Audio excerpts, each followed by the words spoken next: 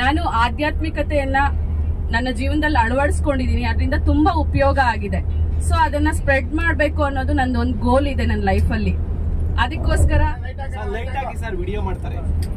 ಎಲ್ರಿಗೂ ಸ್ಪಿರಿಚುಯಾಲಿಟಿಯನ್ನ ಎಲ್ಲಿ ಅವಕಾಶ ಸಿಕ್ಕರೆ ಅಲ್ಲಿ ಸ್ಪ್ರೆಡ್ ಮಾಡ್ತಿರ್ತೀನಿ. ಸೊ ಇವತ್ತು ನಾನ್ ನನ್ಗೇನ್ ತಿಳಿದಿದೆ ಅನ್ನೋದನ್ನ ಒಂದ್ ಸ್ವಲ್ಪ ನಿಮ್ಮೆಲ್ರಿಗೂ ತಿಳಿಸೋದಕ್ಕೆ ಇಷ್ಟಪಡ್ತಿದೀನಿ.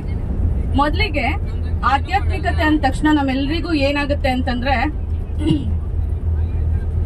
ಒಂದು ವಯಸ್ಸಿಗೆ ಬಂದ್ಮೇಲೆ ಒಂದು ಸನ್ಯಾಸತ್ವವನ್ನ ಸ್ವೀಕರಿಸಿ ಮಾಡ್ತಕ್ಕಂಥದ್ದೇ ಆಧ್ಯಾತ್ಮಿಕತೆ ಅಂತ ಅನ್ಕೊಂಡ್ಬಿಟ್ಟಿದೀವಿ ನಮ್ ಜೀವನದಲ್ಲಿ. ಖಂಡಿತ ಇದು ಶುದ್ಧವಾದ ತಪ್ಪು. ಪ್ರತಿಯೊಂದು ಕುಟುಂಬದಲ್ಲಾಗಿರ್ಬೋದು, ಎಲ್ಲೇ ಆಗಿರ್ಬೋದು, 5 ವರ್ಷ ಮೇಲ್ಪಟ್ಟು ನಮ್ಮ ಜೀವನದ ಅಂತ್ಯದವರೆಗೂ ಆಧ್ಯಾತ್ಮಿಕತೆಯನ್ನ ಅಳವಡಿಸ್ಕೋಬೇಕು. ಅಂದ್ರೆ ಆಧ್ಯಾತ್ಮಿಕತೆ ಅಂದ್ರೆ ಏನು ಇಲ್ಲ. ಭಗವಾನ್ ಶ್ರೀಕೃಷ್ಣರು ಹೇಳಿದರೆ ಭಗವದ್ಗೀತೆಯಲ್ಲಿ, ಕೋಟಿ ಜಪಂ ಸಮಂ ಧ್ಯಾನಂ. ಅಂದ್ರೆ ಈಗ ನಾವೆಲ್ಲ ಭಜನೆ ಮಾಡ್ತಿದೀವಿ, ಯೋಗ ಮಾಡ್ತಿದೀವಿ, ಮಂತ್ರೋಚ್ಚಾರಣೆಗಳನ್ನ ಮಾಡ್ತಿದೀವಿ. ಇದೇ ತರ ಇದೆಲ್ಲವೂ ಸಹ ಎಷ್ಟು ಕೋಟಿ ಮಾಡ್ತೀವಲ್ಲ, ಧ್ಯಾನದಿಂದ, ಒಂದು ಧ್ಯಾನದಿಂದ ಅದು ಸಮ ಆಗುತ್ತೆ. ಹಾಗಾದ್ರೆ ಧ್ಯಾನ ಅಂದ್ರೆ ಏನು? ಯಾರಿಗಾದ್ರೂ ಗೊತ್ತಿದ್ಯಾ? ನಿಮ್ಮ ಪ್ರಕಾರ ಏನ್ ಧ್ಯಾನ ಅಂದ್ರೆ?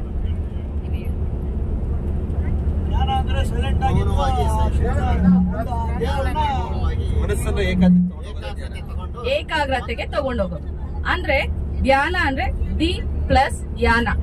ದಿ ಅಂದ್ರೆ ನಮ್ಮ ಸೂಕ್ಷ್ಮ ಶರೀರದ ಜೊತೆಯಲ್ಲಿ ಧ್ಯಾನ ಮಾಡ್ತಕ್ಕಂಥದ್ದು, ಪ್ರಯಾಣಿಸ್ತಕ್ಕಂಥದ್ದೇ ಧ್ಯಾನ. ನಾವೇನ್ ಮಾಡ್ತಾ ಇದೀವಿ? ಹೊರಗಿನ ಪ್ರಪಂಚಕ್ಕೆ ಅಡಿಕ್ಟ್ ಆಗಿದೀವಿ. ದಿಸ್ ಇಸ್ ಮಾಯೆ. ಇರ್ಬೇಕು, ಸಂಸಾರದಲ್ಲಿ ಇಟ್ಕೊಂಡೆ ನಿರ್ವಾಣವನ್ನ ಸಾಧಿಸ್ಬೇಕು. ಬಟ್ ನಮ್ಮ ಇನ್ನರ್ ಜರ್ನಿಗೆ ನಾವು ಟೈಮ್ ಕೊಡ್ಬೇಕು ನಮ್ ಲೈಫ್ ಅಲ್ಲಿ. ಸೊ ನಾವು ಟೈಮ್ ಅನ್ನ ಕೊಡ್ತಿಲ್ಲ. ಯಾಕೆ ಇನ್ನರ್ ಜರ್ನಿಗೆ ಟೈಮ್ ಕೊಡ್ತಿಲ್ಲ? ಒಂದ್ಸಲ ಕೊಟ್ಟು ನೋಡಿ, ನಿಮ್ ಲೈಫ್ ಅಲ್ಲಿ ಎಷ್ಟು ಸಕ್ಸಸ್ ಅನ್ನ ನೀವು ಕಾಣ್ತೀರಾ. ನನ್ನ ಲೈಫ್ ಅಲ್ಲಿ ನಾನು ಸಕ್ಸಸ್ ಅನ್ನ ಕಾಣ್ತಿದೀನಿ ಅಂದ್ರೆ ಇಟ್ಸ್ ವೆರಿ ಗ್ರೇಟ್. ಏನ್ ಅನ್ಕೊಂಡ್ರು ಅಚೀವ್ ಆಗುತ್ತೆ ನನ್ನ ಲೈಫ್ ಅಲ್ಲಿ, ಬಿಕಾಸ್ ಆಫ್ ಮೆಡಿಟೇಷನ್. ಅಂದ್ರೆ ಇದು ತುಂಬಾ ಸುಲಭ. ನಮ್ಮ 2 ಕೈಗಳನ್ನ ಲಾಕ್ ಮಾಡ್ಕೊಂಡು ಕಣ್ಣು ಮುಚ್ಕೊಂಡು ನಿಮ್ಗೆ ಎಷ್ಟು ವಯಸ್ಸಿದೆ ಅಷ್ಟು ನಿಮಿಷ ನಿಮ್ಮ ಉಸಿರನ್ನ ಅಬ್ಸರ್ವ್ ಮಾಡ್ತಾ ಕೂತ್ಕೊಳ್ಳೋ ಅಂತದ್ದು. ಇದೇ ಧ್ಯಾನ. ನೋಡಿ, ಶ್ವಾಸನೇ ನಮ್ಮ ಗುರು. ಇದನ್ನ ಚೆನ್ನಾಗಿ ನೆನ್ಪಿಟ್ಕೊಳ್ಳಿ. ಯಾರು ಮನಸ್ಸನ್ನ ಗೆಲ್ತಿರೋ ಅವರು ಎಲ್ಲವನ್ನ ಗೆದ್ಕೊಂಡ್ ಬರ್ಬೋದು. ನನ್ನ ನೆಚ್ಚಿನ ಹೀರೋ ಅಂತ ನಾನು ಹೇಳ್ತೀನಿ ಸ್ವಾಮಿ ವಿವೇಕಾನಂದರನ್ನ. ಚಿಕ್ಕವಳಿಂದ ನನ್ನ ನೆಚ್ಚಿನ ಹೀರೋ ಅಂತ ಹೇಳ್ತೀನಿ ಅವ್ರನ್ನ. ಯಾಕಂತಂದ್ರೆ ಅವ್ರು ಹೇಳ್ತಾರೆ, education is the manifestation of perfection already in man. ವ್ಯಕ್ತಿಯಲ್ಲಿ ಈಗಾಗಲೇ ಅಡಗಿರ್ತಕ್ಕಂತಹ ಒಂದು ದೈವಿ ಪರಿಪೂರ್ಣತೆಯನ್ನ ಆವಿರ್ಭಾವಗೊಳಿಸ್ತಕ್ಕಂಥದ್ದೇ ಶಿಕ್ಷಣ. ಏನಾಗಾದ್ರೆ ನಮ್ಮಲ್ಲಿ ಈಗಾಗಲೇ ನಾವು ತಗೊಂಡ್ ಬಂದಿದೀವಿ. ನಮ್ಮ ಆತ್ಮದ ಜೊತೆಯಲ್ಲಿ ಎಷ್ಟೋ ಸಂಸ್ಕಾರಗಳನ್ನ ತಗೊಂಡ್ ಬಂದಿದೀವಿ. ಆದ್ರೆ ಈ ಹೊರಗಿನ ಪ್ರಪಂಚದ ಪಂಚೇಂದ್ರಿಯಗಳು, ಇಂದ್ರಿಯಗಳು ನಮ್ಗೆ ಆಟ ಆಡಿಸ್ತಾ ಇದೆ. ನಮ್ಗೆ ಕಣ್ಣು, ಕಿವಿ, ಮೂಗು, ನಾಲಿಗೆ, ಚರ್ಮ ಇದೆ. ಹಾಗೆ ಮನಸ್ಸು ಮುಖ್ಯವಾಗಿ. ಈ ಮನೋನಿಗ್ರಹ, ಇಂದ್ರಿಯ ನಿಗ್ರಹ ಯಾರಿಗಿರುತ್ತೆ ಅವರು ಎಲ್ಲವನ್ನ ಗೆದ್ಕೊಂಡು ಯದ್ಭಾವಂ ತದ್ಭವತಿ. ಅಂದ್ರೆ you can create your own reality. ನಿಮ್ಮ ಜೀವನವನ್ನ ನೀವು ಹೇಗ್ ಬೇಕೋ ಹಾಗೆ ರೂಪಿಸ್ಕೋಬಹುದು. ಹೇಗೆ ಹಾಗಾದ್ರೆ? ಯಾಕೆ ಆಗ್ತಾ ಇಲ್ಲ? ನಿಮ್ಮ ಉಸಿರನ್ನ ಹಿಡ್ದಿಟ್ಕೊಳ್ಳಿ. ಫಸ್ಟ್ ಹಿಡ್ದಿಟ್ಕೊಳ್ಳೋದು ಅಂದ್ರೆ ಕೇವಲ ಬಿಗಿಯಾಗಿ ಹಿಡಿಯುವಂತದ್ದಲ್ಲ. ಯಾರು ಉಸಿರಾಟದ ಮೇಲೆ ಗಮನವನ್ನ ಹರಿಸಿ ಹರಿಸಿ ಹರಿಸಿ ಒಂದು ಸಾಧನೆ ಕಡೆಗೆ ಕರ್ಕೊಂಡು ಹೋಗ್ತಾರೆ, ಆಗ ಅವರು ಜೀವನದಲ್ಲಿ ಏನನ್ ಬೇಕಾದ್ರೂ ಗೆಲ್ಬಹುದು. ಈಗ ಫಾರ್ ಎಕ್ಸಾಂಪಲ್ ಕುಂಭಮೇಳ ಇದಕ್ಕೆ ಹೋಗ್ತಿದೀವಿ ನಾವು, ಪ್ರಯಾಗ್ರಾಜ್ಗೆ. ನಾಗೇಶ್ ಸರ್ ಮೆಸೇಜ್ ಹಾಕಿದ್ದಾರೆ. ಎಷ್ಟೊಂದು ಜನರಲ್ಲಿ ಏನ್ ಆಲೋಚನೆ ಬಂದಿರುತ್ತೆ ಹೇಳಿ ಸರ್? ಆಲೋಚನೆ ಏನ್ ಬಂತು ನಿಮ್ಗೆ ಆ ಮೆಸೇಜ್ ನೋಡಿದ ತಕ್ಷಣ? ಅಲ್ಲ, ಈಗ ಕುಂಭಮೇಳಕ್ಕೆ ಹೋಗ್ತಿದೀವಿ, ಈ ತರ ಬರ್ತೀರಾ ಅಂತ ಮೆಸೇಜ್ ಬಂತಲ್ವಾ? ಸೊ ನಿಮ್ಗೆ ಹೋಗ್ಬೇಕಂತ ಆಸೆ ಇರುತ್ತೆ. ಫಸ್ಟ್ ಕ್ವಶನ್ ಏನೇನ್ ರೈಸ್ ಆಯ್ತು ನಿಮ್ಮ ಮೈಂಡ್ ಅಲ್ಲಿ? ಅವಕಾಶನ ಮಿಸ್ ಮಾಡ್ತೀವಿ. ಕುಂಭಮೇಳಕ್ಕೆ ಹೋಗೋದು ಏಕೆ 144 ವರ್ಷಕ್ಕೊಂದ್ಸರಿ ನಡೆಯೋದು ಅಂತ ಒಂದು ಪ್ರಶ್ನೆ.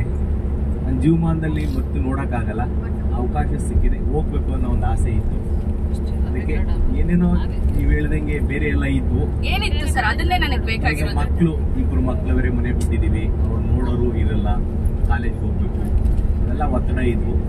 ಅದಕ್ಕೆಲ್ಲ ನಮ್ಮದೇ ಆದಂತ ಉತ್ತರನ ಹುಡುಕಿ ಹೋಗ್ಲೇಬೇಕು ಅನ್ನೋ ಆಸೆಯಿಂದ ಅದಕ್ಕೆಲ್ಲ ಉತ್ತರ ಹುಡುಕಿ ಬಂದಿದೀವಿ. ಓಕೆ, ಹಾಗೆ ಇನ್ನು ಏನೇನೋ ಆಲೋಚನೆಗಳು ಬರುತ್ತೆ. ಒಂದೊಂದ್ ಸ್ವಲ್ಪ ಭಯ ಆಗಿರ್ಬೋದು, ಏನಾದ್ರು ಯಾರಿಗಾರು ಬಂದಿದ್ಯಾ? ಏನ್ ಬಂದಿದೆ ಸರ್?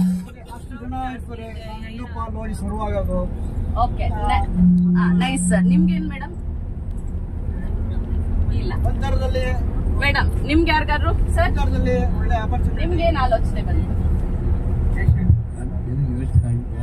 ಕಾಲ್ ತೊಳಿತಿರ್ಕೊಳ್ಳೋದಾದ್ರಲ್ಲಿ ನಾವು ಹೋಗ್ಬೇಕಷ್ಟೇ, ಮುಂದೆ ಬಂದದ್ದು ಹೋಗ್ಬೇಕು. ಇದ್ರ ನಾವು ಭಾಗವಹಿಸ್ಬೇಕು, ಅದು ಫಲಾನುಫಲ ಕೊಡೋದು ಭಗವಂತ. ಆದ್ರೂ ಭಾಗವಹಿಸಿ ಒಂದು ಆಸೆ ಇತ್ತು. ಇನ್ನೊಂದು ಮೇನ್ ಆಸೆ ಇದ್ದಿದೆ ಅನ್ನೋದು, ನನ್ನ ನಾಕೆ ಆಸೆ ಪಟ್ಲು, ಅವಳ ಆಸೆನಾದ್ರೂ ತೀರ್ಸ್ಬೇಕು ಅನ್ನೋದು. Nice sir, very nice. ನೋಡಿ, ಇಲ್ಲೇ ನಮ್ಗೆ 4 ಉತ್ತರಗಳು ಸಿಕ್ತು. ಯಾಕೆ ನಾನು ಇದನ್ನ ಪ್ರಶ್ನೆ ಮಾಡಿದೆ ಅಂತಂದ್ರೆ, ಒಬ್ಬ ಮನುಷ್ಯನಲ್ಲಿ ಸಹಜವಾಗಿ ಕ್ರಿಯೇಟ್ ಆಗ್ತಕ್ಕಂಥದ್ದು 4 ರೀತಿಯ ಆಲೋಚನೆಗಳು.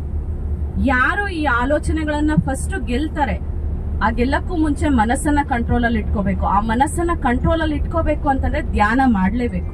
ಪ್ರತಿ ದಿನ ನಿಮ್ಮ ವಯಸ್ಸಿದೆ ಎಷ್ಟಿದೆ ಅಷ್ಟು ನಿಮಿಷ ಜಸ್ಟ್ ಕಣ್ಮುಚ್ಕೊಳ್ಳಿ, 2 ಕೈ ಲಾಕ್ ಮಾಡ್ಕೊಳ್ಳಿ, ನಿಮ್ಮ ಉಸಿರನ್ನ ನೀವು ಗಮನಿಸ್ತಾ ಇರಿ. ಸ್ಟಾರ್ಟಿಂಗ್ ಅಲ್ಲಿ ತುಂಬಾ ಆಲೋಚನೆಗಳು ಬರ್ಲಿ, ಅದನ್ನ ಅಕ್ಸೆಪ್ಟ್ ಮಾಡ್ಕೊಳ್ಳಿ. ಹಾಗೆ ಅದರಿಂದ ಹೋಗ್ಬೇಡಿ, ಇಗ್ನೋರ್ ಮಾಡ್ಬಿಡಿ. ಅಕ್ಸೆಪ್ಟ್, ಇಗ್ನೋರ್, ಇಷ್ಟಲ್ಲೇ ಇರಿ. ಯಾವ್ಯಾವ ಆಲೋಚನೆ ಬರುತ್ತೆ ಅಂತ ಈಗ ಹೇಳ್ತೀನಿ. 1, ಅಪಾಯಕಾರಿ ಆಲೋಚನೆ. First 1 disasters thinking. Second 1 negative thinking.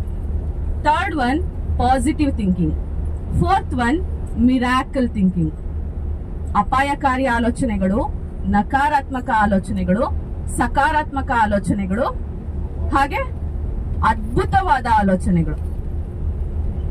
ಯಾಕೆ ಹೇಳ್ತಿದ್ದೀನಿ ಅಂದ್ರೆ, ಯಾರಲ್ಲಿ ಈ ತರ ಆಲೋಚನೆ ಬರುತ್ತೆ ಅಂತ ಹೇಳ್ತೀನಿ ಕೇಳಿ. ಯಾರು ಈ ಸಂಸಾರ ಅಥವಾ ಹೊರಗಿನ ಪ್ರಪಂಚ, ಈ ಮಾಯೆಗೆ ಒಳಗಾಗಿರ್ತಾರೆ, ಅಂದ್ರೆ ನಮ್ಮ ಮನಸ್ಸು ನಮ್ಮ ಕೈಯಲ್ಲಿ ಇರೋದಿಲ್ಲ, ನಮ್ಮ ಇಂದ್ರಿಯಗಳು ನಮ್ಮ ಕೈಯಲ್ಲಿ ಇರೋದಿಲ್ಲ, ಅವ್ರಿಗೆ ಬೇಗ ಬರ್ತಕ್ಕಂಥದ್ದು ಅಪಾಯಕಾರಿ ಆಲೋಚನೆ. ಮನೆಯಲ್ಲೂ ಅಷ್ಟೇ. ಫಾರ್ ಎಕ್ಸಾಂಪಲ್ ಚೆಕ್ ಮಾಡಿ, ಒಂದ್ ಮಗುನೇನಾದ್ರು ಆಚೆಗೆ ಬಿಡ್ತಿದೀವಿ ಅಂದ್ರೆ ಹುಷಾರು, ಬಿದ್ದೋಗ್ಬಿಡ್ತೀಯ, ಸೈಕಲ್ ಬಂದ್ ಗುದ್ಬಿಡುತ್ತೆ, ಗಾಡಿ ಬಂದ್ ಗುದ್ಬಿಡುತ್ತೆ. ಇದೆಲ್ಲ ಎಂತ ಆಲೋಚನೆಗಳು? ಅಪಾಯಕಾರಿ. ಖಂಡಿತ ಹಾಗೆ ಆಗುತ್ತೆ, ನೋಡ್ಕೊಳ್ಳಿ. ಯಾವ್ದಕ್ಕೆ? ನಿಮ್ಮ ಸಬ್ ಕಾನ್ಶಿಯಸ್ ಮೈಂಡ್ ಅಂತ ಇರುತ್ತೆ ನಮ್ಮ ಒಳಗಡೆ. ನಾವು ಕಾನ್ಶಿಯಸ್ ಆಗಿ ಇಲ್ಲಿ ಮಾತಾಡ್ತಾ ಇದೀನಿ, ನನ್ನ ಒಳಗಡೆ ಒಂದ್ ಮೈಂಡ್ ಇರುತ್ತೆ, ಅದು ಸಬ್ ಕಾನ್ಶಿಯಸ್ ಮೈಂಡ್. ಅದು ಯಾವಾಗ ಜಾಗೃತ ಆಗುತ್ತೆ ಅಂದ್ರೆ, ನಾವು ನಮ್ಮ ಮನಸ್ಸನ್ನ ಗೆದ್ದು ಧ್ಯಾನವನ್ನ ಹೆಚ್ಚು ಈ ಮಂತ್ರಗಳು ಭಜನೆಗಳು ಹೆಚ್ಚು ಮಾಡ್ತೀವಲ್ಲ, ಅವ್ರು ಗೆದ್ದಿರ್ತಾರೆ ಅದನ್ನೆಲ್ಲ, ಅವ್ರಿಗೆ ಚೆನ್ನಾಗಿರುತ್ತೆ. ಇದನ್ನೆಲ್ಲ ಯಾರು ಗೆದ್ದಿರಲ್ವೋ ಅವ್ರಿಗೆ ಬೇಗ ಅಪಾಯಕಾರಿ ಆಲೋಚನೆ ಬರುತ್ತೆ. ಒಂದ್ ಮಗು ಆಚೆ ಬಿಡೋದಾಗ್ಲಿ, ಅಥವಾ ಅಡಿಗೆ ಮನೆ ವಿಷಯದಲ್ಲಾಗ್ಲಿ, ಕುಕ್ಕರ್ ಸಿಡ್ದು ಬಿಡುತ್ತೇನೋ, ಸಿಲಿಂಡರ್ ಬ್ಲಾಸ್ಟ್ ಆಗ್ಬಿಡುತ್ತೇನೋ, ಬರೀ ಇದೆ ಅಪಾಯಕಾರಿ ಆಲೋಚನೆಗಳು. ನೋಡಿ, ಬೇಕಾದ್ರೆ ಚೆಕ್ ಮಾಡ್ಕೊಳ್ಳಿ 1-2 ಸಲ. ಆಮೇಲೆ ನೆಕ್ಸ್ಟ್ ಬರ್ತೀನಿ, ನಕಾರಾತ್ಮಕ ಆಲೋಚನೆಗಳು, ನೆಗೆಟಿವ್ ಥಿಂಕಿಂಗ್. ಇನ್ ಸ್ವಲ್ಪ ಕಡಿಮೆ ಲೆವೆಲ್ ಅಲ್ಲಿ ಇರ್ತಾರೆ ಇವರು. 120% ತಮ್ಮ ಮನಸ್ಸನ್ನ ಹಿಡಿದಿಟ್ಕೊಂಡಿರ್ತಾರೆ. ಅವ್ರಿಗೆ ಬರುತ್ತೆ ನೆಗೆಟಿವ್. ಅಂದ್ರೆ ಫಾರ್ ಎಕ್ಸಾಂಪಲ್, ಬೆಸ್ಟ್ ಎಕ್ಸಾಂಪಲ್ ಮಕ್ಕಳನ್ನ ತಗೊಂತೀನಿ. ಯಾಕೆ ಅಂತಂದ್ರೆ, ಎಕ್ಸಾಮ್ ಹಾಲ್ಗೆ ಹೋಗೋಷ್ಟೊತ್ತಿಗೆ ಮಕ್ಕಳಿಗೆ ಬರ್ತಕ್ಕಂಥದ್ದು ನಕಾರಾತ್ಮಕ ಆಲೋಚನೆಗಳು. ನಾನು ಎಕ್ಸಾಮ್ಗೆ ಎಲ್ಲ ಚೆನ್ನಾಗಿ ಓದಿದೀನಿ, ನನ್ಗೆ ಎಕ್ಸಾಮ್ ಹಾಲ್ಗೆ ಹೋಗೋಷ್ಟೊತ್ತಿಗೆ ಮರ್ತೋಗ್ಬಿಡ್ತೀನಿ. ಇದು ನೆಗೆಟಿವ್. ನೋಡಿ, ನಾವು ಮಕ್ಕಳಲ್ಲಿ ಏನ್ ಮಾಡ್ಬೇಕು, ಸ್ಟಾರ್ಟಿಂಗ್ ಇಂದ ಪಾಸಿಟಿವಿಟಿ ಅನ್ನೋ ಬೀಜವನ್ನ ಬಿತ್ತಬೇಕು. ಇದಕ್ಕೆ ಮೇನ್ ರೀಸನ್ ಪೋಷಕರು ಅಂತ ಹೇಳಕ್ ಇಷ್ಟಪಡ್ತೀನಿ. ಯಾಕೆ? ಮನೆಯಲ್ಲಿ ಪೋಷಕರು ಹೇಳ್ತಿರ್ತಾರೆ, ನೀನು ಓದೋದೇ ಇಲ್ಲ, ನೀನ್ ಬರೆಯೋದೇ ಇಲ್ಲ, ನೀನ್ ಓದಕ್ ಕೂತ್ಕೊಳ್ಳೋದೇ ಇಲ್ಲ, ಅದೆಷ್ಟು ಮಾರ್ಕ್ಸ್ ಕಡಿಮೆ ತೆಗಿದ್ಯಾ. ಇದನ್ನ ಯಾವಾಗ ಹೇಳ್ತಾ ಇರ್ತೀವಿ, ಅವರ ಸಬ್ ಕಾನ್ಶಿಯಸ್ ಮೈಂಡ್ ಬೇಗ ಅದನ್ನ ಅಕ್ಸೆಪ್ಟ್ ಮಾಡ್ಕೊಂಡ್ಬಿಡುತ್ತೆ, ಗೊತ್ತಿಲ್ದಲೇ ಅಕ್ಸೆಪ್ಟ್ ಮಾಡ್ಕೊಂಡ್ಬಿಡುತ್ತೆ. ಸೊ ಪೇರೆಂಟ್ಸ್ ಆಗಿರ್ಬೋದು, ಟೀಚರ್ಸ್ ಆಗಿರ್ಬೋದು, ಒಂದು ಸೊಸೈಟಿ ಆಗಿರ್ಬೋದು, ಮಗುವಿನಲ್ಲಿ ಯಾವುದೇ ಕಾರಣಕ್ಕೂ ನಕಾರಾತ್ಮಕತೆ ಅನ್ನೋ ಬೀಜವನ್ನ, ಅಪಾಯಕಾರಿ ಅನ್ನೋ ಬೀಜವನ್ನ ಬಿತ್ತಬೇಡಿ. ಮಗುವಿನ ಮನಸ್ಸು ಒಂದು ಖಾಲಿ ಪೇಪರ್. ಯಾಕಂದ್ರೆ ಏನು ಗೊತ್ತಿರಲ್ಲ, ಅದ್ರ ಮೇಲೆ ನೀವು ಗೀಚೋದಾದ್ರೂ ಗೀಚ್ಬೋದು, ಇಲ್ಲ ಬ್ಯೂಟಿಫುಲ್ ಆಗಿ ಒಂದು ಡ್ರಾಯಿಂಗ್ ಆದ್ರೂ ಬಿಡಿಸ್ಬೋದು. ದಟ್ಸ್ ಯುವರ್ ಚಾಯ್ಸ್ ಅಲ್ವಾ? ಒಪ್ಕೋತೀರಾ ಇದನ್ನ?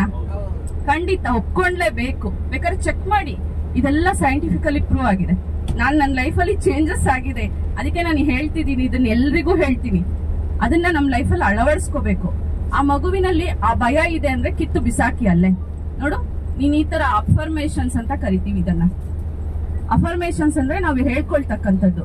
ನೈಟ್ ಮಲ್ಗಕ್ಕೂ ಮುಂಚೆ, ಡೇ ಎದ್ದ ತಕ್ಷಣ ನಾವು ಒಳ್ಳೆ ಅಫರ್ಮೇಶನ್ಸ್ ನ ಹೇಳ್ಕೋಬೇಕು. ಅವಾಗ ನಮ್ಮ ಸಬ್ ಕಾನ್ಶಿಯಸ್ ತುಂಬಾ ತುಂಬಾ ಆಕ್ಟಿವ್ ಆಗಿರುತ್ತೆ. ನಾನ್ ತುಂಬಾ ಚೆನ್ನಾಗಿ ಬರೀತೀನಿ, ಎಕ್ಸಾಮ್ ಅಲ್ಲಿ ತುಂಬಾ ಚೆನ್ನಾಗಿ ಮಾರ್ಕ್ಸ್ ತಗೋತೀನಿ, ಈ ತರ ಹೇಳಿಸ್ಬೇಕು, ರೂಢಿ ಮಾಡಿಸಿ. ಇನ್ನ ಥರ್ಡ್ ಒನ್ ಇದೆ. ಫಸ್ಟ್ ಒನ್ ಯಾವುದು? ಅಪಾಯಕಾರಿ. ಸೆಕೆಂಡ್ ಒನ್ ನಕಾರಾತ್ಮಕ ಅಂದ್ರೆ ನೆಗೆಟಿವ್. ಈಗ ಥರ್ಡ್ ಒನ್ಗೆ ಹೋಗ್ತಿದೀನಿ. ಅದು ಯಾವುದು? ಪಾಸಿಟಿವ್ ಅಂದ್ರೆ ಧನಾತ್ಮಕ ಚಿಂತನೆ. ಈ ಧನಾತ್ಮಕ ಚಿಂತನೆ ಯಾವಾಗ ಬರುತ್ತೆ ಗೊತ್ತಾ? ನಮ್ಮ ನಾಗೇಶ್ ಸರ್ ಅಂತ ಅವ್ರು ಇರ್ತಾರಲ್ವಾ, ಅಂತವರ ಸಂಘಗಳಲ್ಲಿ ಸೇರಿದಾಗ, ಹಾಗೆ ಇಂಥವರ ಭಜನೆಗಳು, ಇಂತಹ ಸತ್ಸಂಗಗಳನ್ನ ಯಾವಾಗ ಕೇಳ್ತೀವಿ ಆಗ ಬರ್ತಕ್ಕಂಥದ್ದು ಸಕಾರಾತ್ಮಕ ಚಿಂತನೆಗಳು. ನೋಡಿ, ನಮ್ಗೆ 3 days ಇಂದ ಏನಾದ್ರು ಆಲೋಚನೆ ಬಂದಿದ್ಯಾ ಪ್ರಯಾಗ್ರಾಜ್ ಬಗ್ಗೆ? ಏನಾದ್ರು ಆಗುತ್ತೆ ಅನ್ನೋ ಒಂದು ಆಲೋಚನೆ ಬಂದಿದ್ಯಾ? ಬಂದಿಲ್ಲ. ಎಷ್ಟು ಹ್ಯಾಪಿಯಾಗಿ ಹೋಗ್ತಿದೀವಿ, ಹೆಲ್ದಿಯಾಗಿ ಹೋಗ್ತಿದೀವಿ. ಏನ್ ರೀಸನ್ ಇದಕ್ಕೆ? ಅವರ ಪಾಸಿಟಿವ್ ವೈಬ್ಸ್ ನಮ್ಗೆ ಸ್ಪ್ರೆಡ್ ಆಗ್ತಿದೆ. ಈ ಸಾಮೂಹಿಕವಾಗಿದ್ದಾಗ ಪಾಸಿಟಿವ್ ವೈಬ್ಸ್ ನಮ್ಗೆ ಬೇಗ ನಮ್ಮೊಳಕ್ ಹೋಗುತ್ತೆ. ಸೊ ನಾವ್ ಯಾವಾಗ್ಲೂ ಧ್ಯಾನನೂ ಅಷ್ಟೇ, ಭಜನೆಗಳು ಅಷ್ಟೇ ಗುಂಪುಗಳಲ್ಲಿ ಮಾಡ್ಬೇಕು. ಬೇಗ ನಮ್ಗೆ ರಿಸೀವ್ ಆಗುತ್ತೆ ಎನರ್ಜಿ. ಇಂತಹ ಸಕಾರಾತ್ಮಕ ಆಲೋಚನೆಗಳು ಬರೋದು ಇಂತಹ ಸತ್ಸಂಗಗಳು, ಭಜನೆಗಳು ಇವುಗಳಲ್ಲೆಲ್ಲ ಸೇರಿದಾಗ, ಹೆಚ್ಚು ಧ್ಯಾನವನ್ನ ಮಾಡಿದಾಗ. ಅವಾಗ ಹೆಂಗಿರುತ್ತೆ ಅವ್ರ ಮೈಂಡ್? ಎಸ್, ನಿಂಗೇನಾದ್ರು ಒಂದ್ ಕೆಲಸ ಕೊಟ್ಟಿದೀನಿ ಅಂದ್ರೆ ಓಕೆ, ನಾನು ಇದನ್ನ ಮಾಡ್ತೀನಿ. ಪಾಸಿಟಿವಿಟಿ. ಆಗಲ್ಲ ಅಂತ ಹೇಳೋದೇ ಇಲ್ಲ ಅವರು. ಫಾರ್ ಎಕ್ಸಾಂಪಲ್, ಭವ್ಯ ನೀನು ಈ ಸೀಟ್ ಬಿಟ್ಕೊಟ್ಬಿಟ್ಟು ಅಲ್ಲಿಗೆ ಬರ್ತೀಯಾ? ಎಸ್, ಓಕೆ, ಆನಂದವಾಗಿ ಬರ್ತಾರೆ. ಅಥವಾ ನೀನ್ ನಂಗೆ ಹೆಲ್ಪ್ ಮಾಡು, ಖಂಡಿತ ಮಾಡ್ತೀನಿ ಅಂತಾರೆ. ಯೋಚನೆ ಮಾಡಲ್ಲ, ಪಾಸಿಟಿವ್ ಆಗಿ ಆನ್ಸರ್ ಕೊಡ್ತಾರೆ. ಇನ್ನ 4th ಒನ್ ಇದೆಯಲ್ಲ, ಯಾವ್ದು 4th ಒನ್? ಮಿರಾಕಲ್. ಅದ್ಭುತವಾದ ಆಲೋಚನೆ, ಪವಾಡವನ್ನ ಕ್ರಿಯೇಟ್ ಮಾಡ್ತಕ್ಕಂತಹ ಆಲೋಚನೆ. ಕೆಲವ್ರಿಗೆ ನೋಡಿ ಅನ್ಕೊಳ್ಳೋಷ್ಟಕ್ಕೆ ಸಕ್ಸಸ್ ಆಗುತ್ತೆ. ಮಿರಾಕಲ್. ನನ್ನ ಲೈಫಲ್ಲಿ ಒಂದಷ್ಟು ಎಷ್ಟೊಂದು ನಡೆದಿದೆ. ನಾವು ಏನ್ ಅನ್ಕೊಂಡ್ರು ಅಚೀವ್ ಮಾಡಿರ್ತೀವಿ. ಹೇಗೆ? Because of meditation. ಯಾರು ಹೆಚ್ಚು ಹೆಚ್ಚು ಧ್ಯಾನವನ್ನ ಮಾಡಿ ಮನಸ್ಸನ್ನ ಗೆದ್ದು ತಮ್ಮ ಸಬ್ ಕಾನ್ಶಿಯಸ್ ಮೈಂಡ್ ಅನ್ನ ಉತ್ತಮವಾಗಿ ಬಳಸ್ಕೊಳ್ತಾರೆ, ಅವರು ಖಂಡಿತವಾಗ್ಲೂ ತಮ್ಮ ಲೈಫ್ ಅಲ್ಲಿ ಮಿರಾಕಲ್ಸ್ ನ ಕ್ರಿಯೇಟ್ ಮಾಡ್ಕೋತಾರೆ. ಅದಕ್ಕೆ ಭಗವಾನ್ ಶ್ರೀಕೃಷ್ಣರು ಹೇಳ್ತಾರೆ, ಯದ್ಭಾವಂ ತದ್ಭವತಿ, ಯಾ ಮತಿ ಸ ಗತಿ. ನಿನ್ನ ಮತಿ ಹೇಗಿರುತ್ತೆ, ನಿನ್ನ ಗತಿ ಅಂದ್ರೆ ನಿನ್ನ ಭವಿಷ್ಯ ಹಾಗೆ ರೂಪುಗೊಳ್ಳುತ್ತೆ. ಯದ್ಭಾವಂ ತದ್ಭವತಿ ಅಂದ್ರೆ ನಿನ್ನ ಭಾವನೆಗಳು ಹೇಗಿರುತ್ತೆ, ನಿನ್ನ ಭಾವ, ನಿನ್ ಫ್ಯೂಚರ್ ಹಾಗೆ ಇರುತ್ತೆ. ನಾನು ಇವತ್ತು ಏನ್ ಥಿಂಕ್ ಮಾಡ್ತೀನಿ, ನಾಳೆ ಅದೇ ಪ್ರತಿಫಲವನ್ನ ನಾನು ಪಡಿತೀನಿ. ಬೇಕಾದ್ರೆ ನೀವು ಚೆಕ್ ಮಾಡಿ. ಹೇಗೆ ಅಂದ್ರೆ, ನೀವು 1 ತಿಂಗಳಿಂದ ಏನೇನೆಲ್ಲ ಆಲೋಚನೆ ಮಾಡಿದ್ರೋ ಅದೆಲ್ಲ ಈಗ ನಡೀತಾ ಇರುತ್ತೆ. ಇದನ್ನ ನಾವು ಸೈಂಟಿಫಿಕ್ ಆಗಿ ಚೆಕ್ ಮಾಡ್ತಾ ಇರ್ಬೇಕು. ಅವಾಗವಾಗ ಸೆಲ್ಫ್ ಚೆಕ್, ಸ್ವ ಅವಲೋಕನವನ್ನ ಮಾಡ್ಕೋಬೇಕು ನಮ್ಮ ಲೈಫ್ ಅಲ್ಲಿ. ಆಗ ಗೊತ್ತಾಗತ್ತೆ. ಯಾವಾಗ ನಾವು ಹೆಚ್ಚು ಈ ಸಾಧನೆಗಳನ್ನ ಮಾಡ್ತಾ ಮಾಡ್ತಾ ಮಾಡ್ತಾ ಹೋಗ್ತೀವಿ, you can create your own reality. ನಿನ್ನ ಜೀವನದ ನಿಜವಾದ ಸೃಷ್ಟಿಕರ್ತ ನೀನೇ ಆಗ್ತೀಯ. We are gods. ಆಗ್ತೀವಾ ಇಲ್ವಾ? ಒಪ್ಕೋತೀರಾ ಇದನ್ನೆಲ್ಲಾರು? ಖಂಡಿತ. ಯೂನಿವರ್ಸ್ ಅಲ್ಲಿ ಒಂದು ಅದ್ಭುತವಾದ ಶಕ್ತಿ ಇದೆ, ಅದು ದೇವರು. ಅದನ್ನ ನಾವು ಇಲ್ಲ ಅಂತ ಹೇಳೋದಿಲ್ಲ, ಇದೆ. ಯಾವಾಗ ಆಗುತ್ತೆ ಅಂದ್ರೆ ಅದು ಹೇಳ್ಬಿಡ್ತೀನಿ. ಹೇಗೆ ಅಂದ್ರೆ, ಒಂದು ಬಾಟಲ್, ವಾಟರ್ ಬಾಟಲ್, ತುಂಬಿರೋ ಬಾಟಲ್. ಈಗ ಒಂದು ವಾಟರ್ ಬಾಟಲ್ ಇದೆ. ಇದನ್ನ ಹಿಂಗ್ ಇಟ್ಕೊಂಡ್ರೆ ಇದ್ರೊಳಕ್ಕೆ ಎಷ್ಟು ನೀರನ್ನು ತುಂಬಿಸಕ್ಕಾಗುತ್ತೆ? ಖಾಲಿ ಬಾಟ್ಲು ಕೊಡಿ ಸರ್. ಹಿಂಗ್ ಇಟ್ಕೊಂಡ್ರೆ ಎಷ್ಟು ನೀರನ್ನ ತುಂಬಿಸ್ತೀವಿ? ಅರ್ಧ. ಮಿನಿಮಮ್ ಒಂದ್ ಅರ್ಧ ಇಲ್ಲ ಕಾಲ್ ಭಾಗ ತುಂಬಿಸ್ತೀವಿ. ಹಿಂಗಿಟ್ರೆ ಫುಲ್. ನಾವು ಧ್ಯಾನಕ್ಕೆ ನೇರವಾಗಿ ಕುತ್ಕೊಂಡಾಗ ನಮ್ಮ ನೆತ್ತಿಯ ಮಧ್ಯಭಾಗದಲ್ಲಿ ಬ್ರಹ್ಮರಂಧ್ರ ಇರುತ್ತೆ. ಆ ಬ್ರಹ್ಮರಂಧ್ರ ಏನಾಗಿದೆ? ಮುಚ್ಕೊಂಡಿರುತ್ತೆ. ಯಾಕೆ ಮುಚ್ಕೊಂಡಿದೆ? ಯೂನಿವರ್ಸ್ ಅಲ್ಲಿ ಎಷ್ಟೋ ಮಾಯೆಗಳು ನಮ್ಮನ್ನ ಅಟ್ರಾಕ್ಟ್ ಮಾಡ್ತಿದೆ. ಹೇಳದ್ನಲ್ಲ, ಕಣ್ಣು, ಕಿವಿ, ಮೂಗು, ನಾಲಿಗೆ, ಚರ್ಮ, ಮನಸ್ಸು. ಮುಖ್ಯವಾಗಿ ಮನಸ್ಸಿಗೆ ನಾವ್ ಯಾರು ಗುಲಾಮ ಆಗ್ಬಾರ್ದು, ಯಜಮಾನ ಆಗ್ಬೇಕು ಮನಸ್ಸಿಗೆ. ಅವಾಗ ಏನಾಗಿದೆ, ನಮ್ಮ ಬ್ರಹ್ಮರಂಧ್ರ ಮುಚ್ಕೊಂಡಿರುತ್ತೆ. ಯಾವಾಗ ಧ್ಯಾನ ಮಾಡ್ತಾ ಮಾಡ್ತಾ ಮಾಡ್ತಾ ನೇರವಾಗಿ ಕುತ್ಕೊಂತೀವಲ್ವಾ, ಇದು ಓಪನ್ ಆಗುತ್ತೆ. ಬ್ರಹ್ಮರಂಧ್ರ ಓಪನ್ ಆದಾಗ ಇಲ್ಲಿಂದ ಶಕ್ತಿ ಯೂನಿವರ್ಸಲ್ಲಿ ಕಾಸ್ಮಿಕ್ ಎನರ್ಜಿ ಅಂತ ಇರುತ್ತೆ, ವಿಶ್ವಮಯ ಪ್ರಾಣ ಶಕ್ತಿ ಅಂತ ಹೇಳ್ತೀವಿ ಇದಕ್ಕೆ. ಆ ಕಾಸ್ಮಿಕ್ ಎನರ್ಜಿ ಏನಾಗುತ್ತೆ, ನೆತ್ತಿಯ ಮಧ್ಯಭಾಗದಿಂದ ನಮ್ಮ ಶರೀರದ ಒಳಗಡೆಗೆ ಪ್ರವೇಶ ಮಾಡುತ್ತೆ. ಆಗ ನಮ್ಮ ಶರೀರದಲ್ಲಿರ್ತಕ್ಕಂತಹ 2,72,000 ನಾಡಿ ಮಂಡಲಗಳು ಆಕ್ಟಿವೇಟ್ ಆಗ್ತವೆ. ಅಲ್ಲಿ ಎಷ್ಟೊಂದು ಜನ್ಮಗಳಿಂದ ನಾವು ಕರ್ಮಗಳನ್ನ ತಗೊಂಡ್ಬಂದಿರ್ತೀವಿ. ಆ ಬ್ಲಾಕೇಜಸ್ ಇರುತ್ತೆ. ಈಗ ಎಷ್ಟೋ ಜನಕ್ಕೆ ಕಾಯಿಲೆಗಳು ಬರುತ್ತೆ ನೋಡಿ, ಕಾಲ್ ನೋವು, ಕೈ ನೋವು, ಏನೋ ಒಂದ್ ನೋವು. ಯಾಕೆ? ಬ್ಲಾಕೇಜಸ್, ಕರ್ಮಗಳನ್ನ ತಗೊಂಡ್ ಬಂದಿರ್ತೀವಿ ಹಿಂದಿನ ಜನ್ಮಗಳದ್ದು. ಅದೆಲ್ಲ ಇರುತ್ತೆ. ಯಾವಾಗ ಆ ಶಕ್ತಿ ಒಳಗ್ ಪ್ರವೇಶ ಮಾಡುತ್ತೆ, ಆ 2,72,000 ನಾಡಿ ಮಂಡಲಗಳು ಶುದ್ಧೀಕರಣ ಆಗಕ್ ಸ್ಟಾರ್ಟ್ ಆಗುತ್ತೆ. ಸೊ ಅವಾಗೆಲ್ಲ ಕಾಯಿಲೆಗಳು ತನ್ನಷ್ಟಕ್ಕೆ ತಾನೇ ವಾಸಿ ಆಗುತ್ತೆ. ಅದಕ್ಕೆ ಹೇಳ್ತಾರೆ ಭಗವಾನ್ ಶ್ರೀಕೃಷ್ಣರು, ಜ್ಞಾನಾಗ್ನಿ ದಗ್ಧ ಕರ್ಮಾಣಂ. ಧ್ಯಾನ ಮಾಡ್ತಾ ಮಾಡ್ತಾ ಜ್ಞಾನ ಸಿಗುತ್ತೆ. ಆ ಜ್ಞಾನದಿಂದ ಕರ್ಮಗಳು ದಗ್ಧ ಆಗ್ತವೆ, ಅಂದ್ರೆ ಭಸ್ಮ ಆಗುತ್ತೆ, ತಂತಾನಾಗೆ ಭಸ್ಮ ಆಗ್ಬಿಡ್ತವೆ. ನಾವೇನು ಮಾಡೋಷ್ಟಿರಲ್ಲ. ಆ ಪ್ರಾಣ ಶಕ್ತಿ, ಕಾಸ್ಮಿಕ್ ಎನರ್ಜಿ ಅಪಾರವಾಗಿರುತ್ತೆ ಯೂನಿವರ್ಸಲ್. ಅದನ್ನ ತಗೋಬೇಕು ನಾವು. ಯಾವಾಗ ತಗೋತೀವಿ? ಧ್ಯಾನಕ್ಕೆ ಕುತ್ಕೊಂಡಾಗ. ಅದು ನೇರವಾಗಿ ಕುತ್ಕೊಳ್ಳಿ, ಜಸ್ಟ್ ನಿಮ್ ಬ್ರೆತ್ನ ಅಬ್ಸರ್ವ್ ಮಾಡಿ, ಇಷ್ಟೇ, ಇನ್ನೇನು ಬೇಡ. ಉಸಿರು ಅನ್ನೋ ಗುರುನ ಯಾರ ಕೈಯಲ್ಲಿ ಹಿಡಿದಿಟ್ಕೋತಾರೆ ಅವ್ರಿಗೆ ಎಲ್ಲಾನು ಸಿಗ್ತಾ ಹೋಗುತ್ತೆ. ಹೀಗೆ ಮಾಡ್ತಾ ಮಾಡ್ತಾ ನಮ್ಮ ಕರ್ಮಗಳು ಕ್ಲಿಯರ್ ಆಗ್ತವೆ. ನಮ್ಮ ಎಷ್ಟೋ ಗತ ಜನ್ಮದ ಸಂಸ್ಕಾರಗಳ, ಬೇಡದೇ ಇರುವಂತ ಸಂಸ್ಕಾರಗಳೆಲ್ಲ ಕ್ಲಿಯರ್ ಆಗಿ, ಧ್ಯಾನ ಸರ್ವರೋಗ ನಿವಾರಿಣಿ, ಸಕಲ ಭೋಗಕಾರಿಣಿ, ಸರ್ವ ದುಃಖ ನಿವಾರಿಣಿ. ಎಲ್ಲ ದುಃಖ ನಿವಾರಿಸುತ್ತೆ, ಎಲ್ಲ ರೋಗ ನಿವಾರಿಸುತ್ತೆ. ಸಕಲ ಭೋಗಕಾರಿಣಿ ಅಂದ್ರೆ ಎಲ್ಲ ಭೋಗಗಳನ್ನ ನಮ್ ಜೀವನಕ್ಕೆ ಕೊಡುತ್ತೆ. ಸೊ ಎಲ್ಲರೂ ನಾನು ಇಷ್ಟೇ ಕೇಳ್ಕೊಳ್ಳೋದು, ದಯವಿಟ್ಟು ನಿಮ್ ಲೈಫಲ್ಲಿ ಮಿನಿಮಮ್ ನಿಮ್ ವಯಸ್ಸು ಎಷ್ಟಿದೆ ಅಷ್ಟು ನಿಮಿಷ ಧ್ಯಾನ ಮಾಡಿ. ಬೆಳಿಗ್ಗೆ ಮತ್ತೆ ರಾತ್ರಿ ಮಾಡಿದ್ರೆ ತುಂಬಾ ಸೂಕ್ತ. ನಾನ್ ಸಜೆಸ್ಟ್ ಮಾಡೋದು. ಫ್ರೀ ಟೈಮಲ್ಲೂ ಮಾಡಿ ನೋಡಿ. ನಮ್ಗೆ ಮಧ್ಯಾಹ್ನ ನಿದ್ದೆ ಬರಲ್ಲ, ನಾನು ಮಧ್ಯಾಹ್ನ ಧ್ಯಾನಕ್ಕೆ ಕೂತ್ಕೊಂಡಿದ್ವಿ. ಅಲ್ಲೇ ನಾವ್ ಎಲ್ಲಿರ್ತೀವೋ ಅಲ್ಲಿ ಮಾಡಿ. ಇದಕ್ಕೇನು ರಿಸ್ಟ್ರಿಕ್ಷನ್ ಇಲ್ಲ. Any time, any place, any situation. ಎಲ್ಲಾದ್ರೂ ನೀವು 2 ಕೈಯನ್ನ ಜಸ್ಟ್ ಈಗ ಲಾಕ್ ಮಾಡಿ, ಕಣ್ಣನ್ನ ಮುಚ್ಚಿ, ಅಲ್ಲಿ ಎಲ್ಲಾದ್ರೂ ಕುತ್ಕೋತೀವಲ್ಲ ಸರ್, ಅವಾಗ ಏನಿಲ್ಲ ನೋಡಿ, ನಿಮ್ಮ 2 ಕೈಗಳಿದೆಯಲ್ಲ, ಈಗ ಲಾಕ್. ನಿಮ್ಮ ಬಿಗಿ ಹಿಡಿಬಾರ್ದು. ಯಾವುದೇ ಕಾರಣಕ್ಕೂ ನಮ್ಮ ಶರೀರದ ಒಂದು ಅಂಗವನ್ನು ಸಹ ಬಿಗಿ ಹಿಡಿಬಾರ್ದು. ಇದು ಆನಾಪಾನ ಸತಿ ಧ್ಯಾನ ಅಂತ ಭಗವಾನ್ ಬುದ್ಧರು ನಮ್ಗೆ 5,000 ವರ್ಷಗಳ ಹಿಂದೆ ಪರಿಚಯಿಸಿಕೊಟ್ಟಿರ್ತಕ್ಕಂಥ ಒಂದು ಧ್ಯಾನ. ಆನ ಅಂದ್ರೆ ಉಚ್ಛ್ವಾಸ, ಅಪಾನ ಅಂದ್ರೆ ನಿಶ್ವಾಸ, ಸತಿ ಅಂದ್ರೆ ಒಂದಾಗಿರ್ತಕ್ಕಂಥದ್ದು. ಅಂದ್ರೆ ಹೊರ ಹೋಗ್ತಾ ಇರ್ತಕ್ಕಂಥ ಶ್ವಾಸ, ಒಳ ಬರ್ತಾ ಇರ್ತಕ್ಕಂಥ ಶ್ವಾಸದ ಜೊತೆಗೆ ಒಂದಾಗಿರ್ತಕ್ಕಂಥದ್ದೇ ಆನಾಪಾನ ಸತಿ. ಜಸ್ಟ್ ಲಾಕ್ ಮಾಡಿ, ಬೆನ್ನೇರ ಇಟ್ಕೊಳ್ಳಿ. ನಿಮ್ಮ ಉಸಿರಾಟವನ್ನ ನೀವು ಸ್ಥಿರ ಸುಖಾಸನದಲ್ಲಿ ಕುತ್ಕೋಬಹುದು. ಬೇಕಾದ್ರೆ ಚಪ್ಪಮಕ್ಕಲ್ ಹಾಕೊಂಡು ಕುತ್ಕೋಬಹುದು, ಇಲ್ಲ ಕೈಲಿ ಆಗ್ಲಿಲ್ಲ ಅಂತಂದ್ರೆ ಸೋಪಾಗಿ ಹೊರ್ಕೊಂಡು ಕುತ್ಕೋಬಹುದು. ಆದಷ್ಟು ಹೇಗಾಗುತ್ತೋ ಸ್ಟಾರ್ಟಿಂಗ್ ಟ್ರೈ ಮಾಡ್ತಾ ಮಾಡ್ತಾ ಮಾಡ್ತಾ ನಿಮ್ಮ ಸಾಧನೆಯನ್ನ ಹೆಚ್ಚು ಮಾಡ್ಕೊಳ್ಳಿ. ಅವಾಗ ಲೈಫಲ್ಲಿ ತುಂಬಾ ಹ್ಯಾಪಿ ಆಗಿರ್ತೀರ. ಎಲ್ರು ಕೇಳ್ತಾರೆ, ಹೇಗಿಷ್ಟು ಹ್ಯಾಪಿ, ಹೇಗಿಷ್ಟು ಕೆಲಸ ಮಾಡ್ತೀರಾ, ಬೆಳಿಗ್ಗೆಯಿಂದ ಸಂಜೆವರೆಗೂ ನಿಮ್ ಮುಖದಲ್ಲಿ ಇಷ್ಟ ನಗು ಇರುತ್ತೆ, ಮನೆ ಇಷ್ಟು ಕ್ಲೀನ್ ಆಗಿರುತ್ತೆ, ಹೇಗೆ?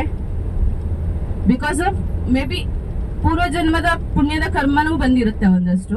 ಅದ್ರ ಜೊತೆಗೆ ಈ ಧ್ಯಾನ, ಇಂಥ ಸತ್ಸಂಗಗಳು, ಇದ್ರಲ್ಲೆಲ್ಲ ನಾನು ಸ್ವಲ್ಪ ತೊಡಗಿಸ್ಕೋತೀನಿ ನನ್ನನ್ನು ನಾನು.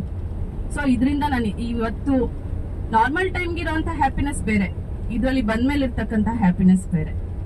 ಅಷ್ಟೇ ಹೇಳಕ್ ಇಷ್ಟಪಡ್ತೀನಿ. ಸೊ ಇದರಿಂದ ಎಲ್ರಿಗೂ ಯೂಸ್ ಆಗಿದೆ ಅಂತ ಅನ್ಕೊಂಡಿದೀನಿ. Thank you so much. ಬರೀ ಕೆಲಸ ಅಷ್ಟೇ. ಈಗ ನಾನು ಮಾಡ್ತಾ ಇದ್ದೀನಿ, ಇದು ಒಂದು ಕರ್ಮ. ಎಂತ ಕರ್ಮ? ಪುಣ್ಯ ಕರ್ಮ. ಕರ್ಮದಲ್ಲಿ 3 ತರ ಇರುತ್ತೆ. ಅಂದ್ರೆ ನಿಮ್ಗೆ ಬೋರ್ ಆಗುತ್ತೆ ಅಂದ್ರೆ ಕರ್ಮ ಅಂದ್ರೆ ಕೆಲಸ. ಕರ್ಮದಲ್ಲಿ 3 ತರ ಮಾಡ್ತೀವಿ, ಓಕೆನಾ? ಒಂದು ಪಾಪ ಕರ್ಮ, ಇನ್ನೊಂದು ಪುಣ್ಯ ಕರ್ಮ, ಇನ್ನೊಂದು ನಿಷ್ಕಾಮ ಕರ್ಮ. ಪಾಪ ಕರ್ಮ ಅಂತಂದ್ರೆ ಕೆಟ್ಟದನ್ನ ಮಾಡಿದಾಗ ಪಾಪ ಕರ್ಮ ಆಗತ್ತೆ, ಒಳ್ಳೇದನ್ನ ಮಾಡಿದಾಗ ಪುಣ್ಯ ಕರ್ಮ ಆಗತ್ತೆ. ನಿಷ್ಕಾಮ, ಕಾಮ ಅಂದ್ರೆ ಆಸೆ, ಪ್ರತಿಫಲ ಅಪೇಕ್ಷೆ ಇಲ್ದಿರ ನಾನೀಗ ನಿಮಗ್ ಕೊಡ್ತಿದೀನಿ ಅಂದ್ರೆ ನನ್ ಮನ್ಸಲ್ಲಿ ಏನು ಭಾವನೆ ಬರ್ತಾ ಇಲ್ಲ, ಅದು ನಿಷ್ಕಾಮ ಕರ್ಮ. ನಾನು ಕೊಡ್ತಾ ಇದ್ದೀನಿ, ಅದರಿಂದ ಒಳ್ಳೇದನ್ನ ಎಕ್ಸ್ಪೆಕ್ಟ್ ಮಾಡ್ತಿದ್ದೀನಿ ಅಂದ್ರೆ ಪುಣ್ಯ ಕರ್ಮ. ನಾನು ಕೊಟ್ಟು ತಪ್ಪು ಮಾಡ್ತಿದ್ದೀನಿ ಅಂದ್ರೆ ಪಾಪ ಕರ್ಮ. ಇಷ್ಟೇ. ಅದರಲ್ಲಿ ಇನ್ನ 3 ತರ ಕರ್ಮ ಇರುತ್ತೆ. ಒಂದು ಸಂಚಿತ ಕರ್ಮ, ಇನ್ನೊಂದು ಪ್ರಾರಬ್ಧ ಕರ್ಮ, ಮತ್ತೊಂದು ಆಗಾಮಿ ಕರ್ಮ. ಕರ್ಮಗಳನ್ನ ನಾವು 3 ರೀತಿ ತಗೊಂಡ್ ಬರ್ತೀವಿ. ಸಂಚಿತ ಅಂತಂದ್ರೆ ನಮ್ಮೆಲ್ರಿಗೂ ಗೊತ್ತಿದೆ, ಶಾಲೆಗಳಲ್ಲಿ ಕ್ಯುಮ್ಯುಲೇಟಿವ್ ರೆಕಾರ್ಡ್ಸ್ ಅಂತ ಇಡ್ತಿದ್ರು. ಫಸ್ಟ್ 1ನೇ ಕ್ಲಾಸಿಂದ ಹಿಡಿದು ಮಗು ಮಾಹಿತಿ ಫುಲ್ ಇರ್ತಾ ಇತ್ತು ಅದ್ರಲ್ಲಿ. ಅದೇ ತರ ನಾವು ಎಷ್ಟು ಜನ್ಮಗಳನ್ನ ತಗೊಂಡಿರ್ತೀವಿ ಅಷ್ಟು ಜನ್ಮದ ಕರ್ಮಗಳು ಒಂದ್ ಕಡೆ ಸ್ಟೋರ್ ಆಗಿರ್ತವೆ. ಎಲ್ಲಿ? ಸಂಚಿತ ಕರ್ಮದಲ್ಲಿ ದಾಖಲೆ ಆಗಿರುತ್ತೆ. ಅದನ್ನ ನಾವು ಎಲ್ಲವನ್ನ ತಗೊಳ್ಳೋದಕ್ಕೆ ಆಗೋದಿಲ್ಲ. ನಾವು ಮೇಲೆ ನಾವೇ ಚಾಯ್ಸ್ ಮಾಡ್ಕೊಂಡು ಬಂದಿರ್ತೀವಿ ಭೂಮಿಗೆ. ನಾನು ಈಗ ಹೋಗ್ತಾ ಇದ್ದೀನಿ ಅಂತಂದ್ರೆ ಇಷ್ಟು ಕರ್ಮಗಳನ್ನ ನನ್ನ ಅಕೌಂಟ್ಗೆ ತಗೊಂಡೋಗಿ ಇದನ್ನ ನೆರವೇರಿಸ್ಕೊಂಡು ನಾನು ಬರ್ತೀನಿ. ಬಟ್ ಇಲ್ಲಿ ಬಂದ್ಮೇಲೆ ಅನುಭವಿಸ್ತೀವಿ. ಆ ಅನುಭವಿಸ್ತೀವಲ್ವಾ ತಗೊಂಡ್ ಬಂದಿರೋದನ್ನ, ಅದೇ ಪ್ರಾರಬ್ಧ. ನಾವ್ ಅನ್ಕೋತೀವಿ ಏನಾದ್ರು ಬಿದ್ದೋದಾಗ ಅಥವಾ ಏನೋ ಒಂದಾದಾಗ ಏನಪ್ಪ ನನ್ ಪ್ರಾರಬ್ಧ ಇದು ಅಂತ. ಆ ಸಂಚಿತದಿಂದ ಸ್ವಲ್ಪ ತಗೊಂಡ್ ಬಂದ್ ಅನುಭವಿಸ್ತಿದೀವಲ್ಲ, ಅದು ಪ್ರಾರಬ್ಧ. ಅದ್ರ ಜೊತೆಗೆ ಇಲ್ಲಿ ಬಂದು ಮತ್ತಷ್ಟು ಗೊತ್ತಿಲ್ದಿರ ಈ ಮಾಯೆಗೆ ಒಳಗಾಗಿ ಮಾಡ್ತೀವಲ್ಲ, ಅದು ಆಗಾಮಿ. ಫ್ಯೂಚರ್ ಅಲ್ಲಿ ಮತ್ತೆ ಅನುಭವಿಸ್ಬೇಕಾಗತ್ತೆ ಅದನ್ನ. ಆಗಾಮಿ ಅಂದ್ರೆ ಬರ್ತಕ್ಕಂಥದ್ದು, ನೆಕ್ಸ್ಟ್ ಬರುವಂತ ಕರ್ಮಗಳು. ಆಗಾಮಿ, ಅದೆಲ್ಲ ಆಗಾಮಿ ಅಕೌಂಟ್ಗೆ ಹೋಗುತ್ತೆ ಸರ್. ಇದ್ರ ಬಗ್ಗೆ, ಕರ್ಮದ ಬಗ್ಗೆ ಹೇಳ್ಬೇಕಂದ್ರೆ ಕರ್ಮ ಸಿದ್ಧಾಂತ ಅನ್ನೋದು ಬಹಳ ಅದ್ಭುತವಾಗಿದೆ. ಇದಕ್ಕೆ 1 ಕ್ಲಾಸ್ ಸಾಲೋದಿಲ್ಲ. ಎಷ್ಟು ಕ್ಲಾಸಸ್ ಮಾಡಿದ್ರು ಸಹ 1 ವೀಕ್ ಅಥವಾ 1 ಮಂತ್ ಹಿಡಿಯುತ್ತೆ. ಅಷ್ಟು ಚೆನ್ನಾಗಿದೆ ಕರ್ಮ ಸಿದ್ಧಾಂತ ಅನ್ನೋದು. ಜಸ್ಟ್ ಇಲ್ಲಿ ಸಿಂಪಲ್ ಆಗಿ ನಾನು ಹೇಳಿದೀನಿ ಅಷ್ಟೇ. Thank you. ಸಚಿನ್ ಸರ್ ಒಂಚೂರು ಮೈಕ್. ಆಕ್ಚುಲಿ ಗೀತಾ ಬಸವರಾಜ್ ನಾನು ಅನ್ಕೊಂಡಿದ್ದು ಗೀತಾ ಬಸವರಾಜ್ ಸಂಸಾರ ಮಾಡಿಕೊಂಡು ಕೆಲಸ ಮಾಡಿಕೊಂಡು ಅಂತ ಅನ್ಕೊಂಡಿದ್ದೆ. ನಾನು 10 ದಿನ ನೋಡಿದ ಬಂಧುಗಳು ನಾವು.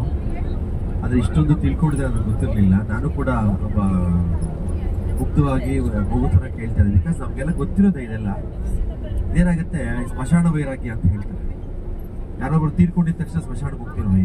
ಏನು ಇಷ್ಟೊಂದು ಲೈಫ್ ಅಷ್ಟೇ, ನಾಳೆಯಿಂದ ಅಂತೀವಿ. ಆಚೆ ಬಂದ ಕಾಲ್ ಬರುತ್ತೆ, ಮತ್ತೆ 2 ವರ್ಷ ಆ ಥರ ಸ್ಮಶಾನ ವೈರಾಗ್ಯ ಆ ಥರ ಏನಾಗುತ್ತೆ ನಮ್ಗೆ.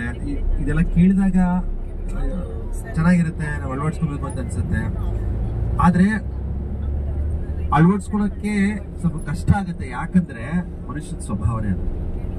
ಆದ್ರೂ ಇಷ್ಟಪಟ್ಟು ಮತ್ತೆ ಮತ್ತೆ ಅದನ್ನ ರೀಕಾಲ್ ಅಂದ್ರೆ ಅದನ್ನ ಮೆಲುಕು ಹಾಕೊಂಡು ಅಭ್ಯಾಸ ಮಾಡ್ತಾ ಅದು ಅಭ್ಯಾಸ ಆಗುತ್ತೆ ಅಷ್ಟೇ. ಅದ್ಭುತವಾಗಿ ಮಾತಾಡಿದ್ರೆ ಗೀತೆ. ಒಂದು ಚಪ್ಪಾಳೆ ಬರಲಿ ಎಲ್ಲಾರು. ನಮ್ಮ ನಾಗೇಶ್ ಮೇಸ್ ಹೇಳ್ತಾ ಇದ್ರು, ನಮ್ಮ ಬಸ್ಸಿಗೆ ಬನ್ನಿ ನೀವು, ಚೆನ್ನಾಗಿರ್ತದೆ ಅನ್ಬಿಟ್ರೆ. ಅಂದ್ರೆ ಅವ್ರು ಏನು ಉದ್ದೇಶದಿಂದ ಹೇಳಿ ನಾನು ಹಾಡ್ತೀನಿ, ಇವರು ಆಧ್ಯಾತ್ಮಕ್ಕೆ ಹೇಳ್ತಾರೆ, ಇನ್ನೊಬ್ರು ಯಾರೋ ಇನ್ನೊಂದೇನೋ ಹೇಳ್ತಾರೆ. ಇಷ್ಟು ಜಾಗದಲ್ಲಿ ಇಷ್ಟು ವಿಶೇಷತೆಗಳಿದೆ. ಏನೋ ಒಂದು ನಾವೇನು ಇದು ಕುಂಭಮೇಳಕ್ಕೆ ಮಹಾಕುಂಭಮೇಳಕ್ಕೆ ಹೋಗ್ತಾ ಇದ್ವಿ. ಎಲ್ಲ ಪಾಸಿಟಿವ್ ಎಮಿಷನ್ಸ್ ಇದೆ. ಅದ್ಭುತವಾಗಿ ಗೀತಾ ಮಾತಾಡಿದ್ದಾರೆ. ನಿಮ್ಮೆಲ್ಲರ ಪ್ರೀತಿಯಲ್ಲಿ ಅಳವಡಿಸ್ಕೊಳಕ್ ಪ್ರಯತ್ನ ಮಾಡೋಣ. ಮೈಂಡಲ್ಲಿ ನಿಮ್ಗೆ ಆಗ್ಲಿಲ್ಲ ಇನ್ನೊಂದ್ಸಲಿ ಅದನ್ನ ಯೂಟ್ಯೂಬ್ ಅಲ್ಲಿ ಹಾಕ್ತಾರೆ, ಲಿಂಕ್ ಕಳಿಸ್ತಾರೆ. ಇನ್ನೊಂದ್ಸಲಿ ಕೇಳಿ, ಮತ್ತೊಂದ್ಸಲಿ ಕೇಳಿ ಏನೋ ಅಳವಡಿಸ್ಕೊಳಕ್ ಪ್ರಯತ್ನ ಮಾಡಿ. ಆಲ್ ದ ಬೆಸ್ಟ್ ಅಮ್ಮ. ತುಂಬಾ ಖುಷಿ ಆಯ್ತು, ಒಳ್ಳೇದಾಗ್ಲಿ. ಬನ್ನಿ ಅವರು ಇಲ್ಲಿ ಬನ್ನಿ. ಈ ಕುಂಭಮೇಳಕ್ ರಿಲೇಟೆಡ್ ಎಲ್ರು ಎಂತ ಆಲೋಚನೆ ಮಾಡ್ಬೇಕೀಗ? ಅಲ್ಲ, ಅದ್ಭುತವಾದ ಆಲೋಚನೆ. ಏನಂದ್ರೆ ನಾವೆಲ್ಲರೂ ಪ್ರಯಾಗ್ರಾಜ್ಗೆ ಹೋಗ್ತೀವಿ, ತುಂಬಾ ಈಸಿಯಾಗಿ ಸುಖಕರವಾಗಿ ನಮ್ಮ ಪುಣ್ಯ ಸ್ನಾನವನ್ನ ಮುಗಿಸ್ಕೊಂಡು ಖುಷಿಯಾಗಿ ನಮ್ಮ ಸ್ಥಳಗಳಿಗೆ ವಾಪಸ್ ಹೋಗ್ತೀವಿ. ಇಷ್ಟೇ ಸಂಕಲ್ಪ ಇರ್ಬೇಕು, ಇನ್ನೇನು ಆಲೋಚನೆ ಮಾಡಬಾರ್ದು. ಓಕೆನಾ? Thank you. ಗೀತಾ ಮೇಡಮ್ ಅಲ್ಲ ಬೇಜಾರ್ ಮಾಡ್ಕೋಬಾರ್ದು ಅನ್ಯತಾ. ಯಾಕೆ ಅಂದ್ರೆ ಸ್ಟೈಲ್ ಆಗಿದ್ದಾರೆ. ಆಮೇಲೆ ಒಂದ್ಸಲ ನಮ್ಗೆ ಟೀಚರ್ಸ್ ಡೇ ನಲ್ಲಿ ಮಾತಾಡಿದ್ರು. ಸೊ ಸಮಥಿಂಗ್ ಇಸ್ ದೇರ್, ಏನೋ ಇದೆ ಅಂತ ಗೊತ್ತಿತ್ತು. ಬಟ್ ಈ ಲೆಕ್ಕದಿದೆ ಅನ್ನೋದು ಗೊತ್ತಿರ್ಲಿಲ್ಲ.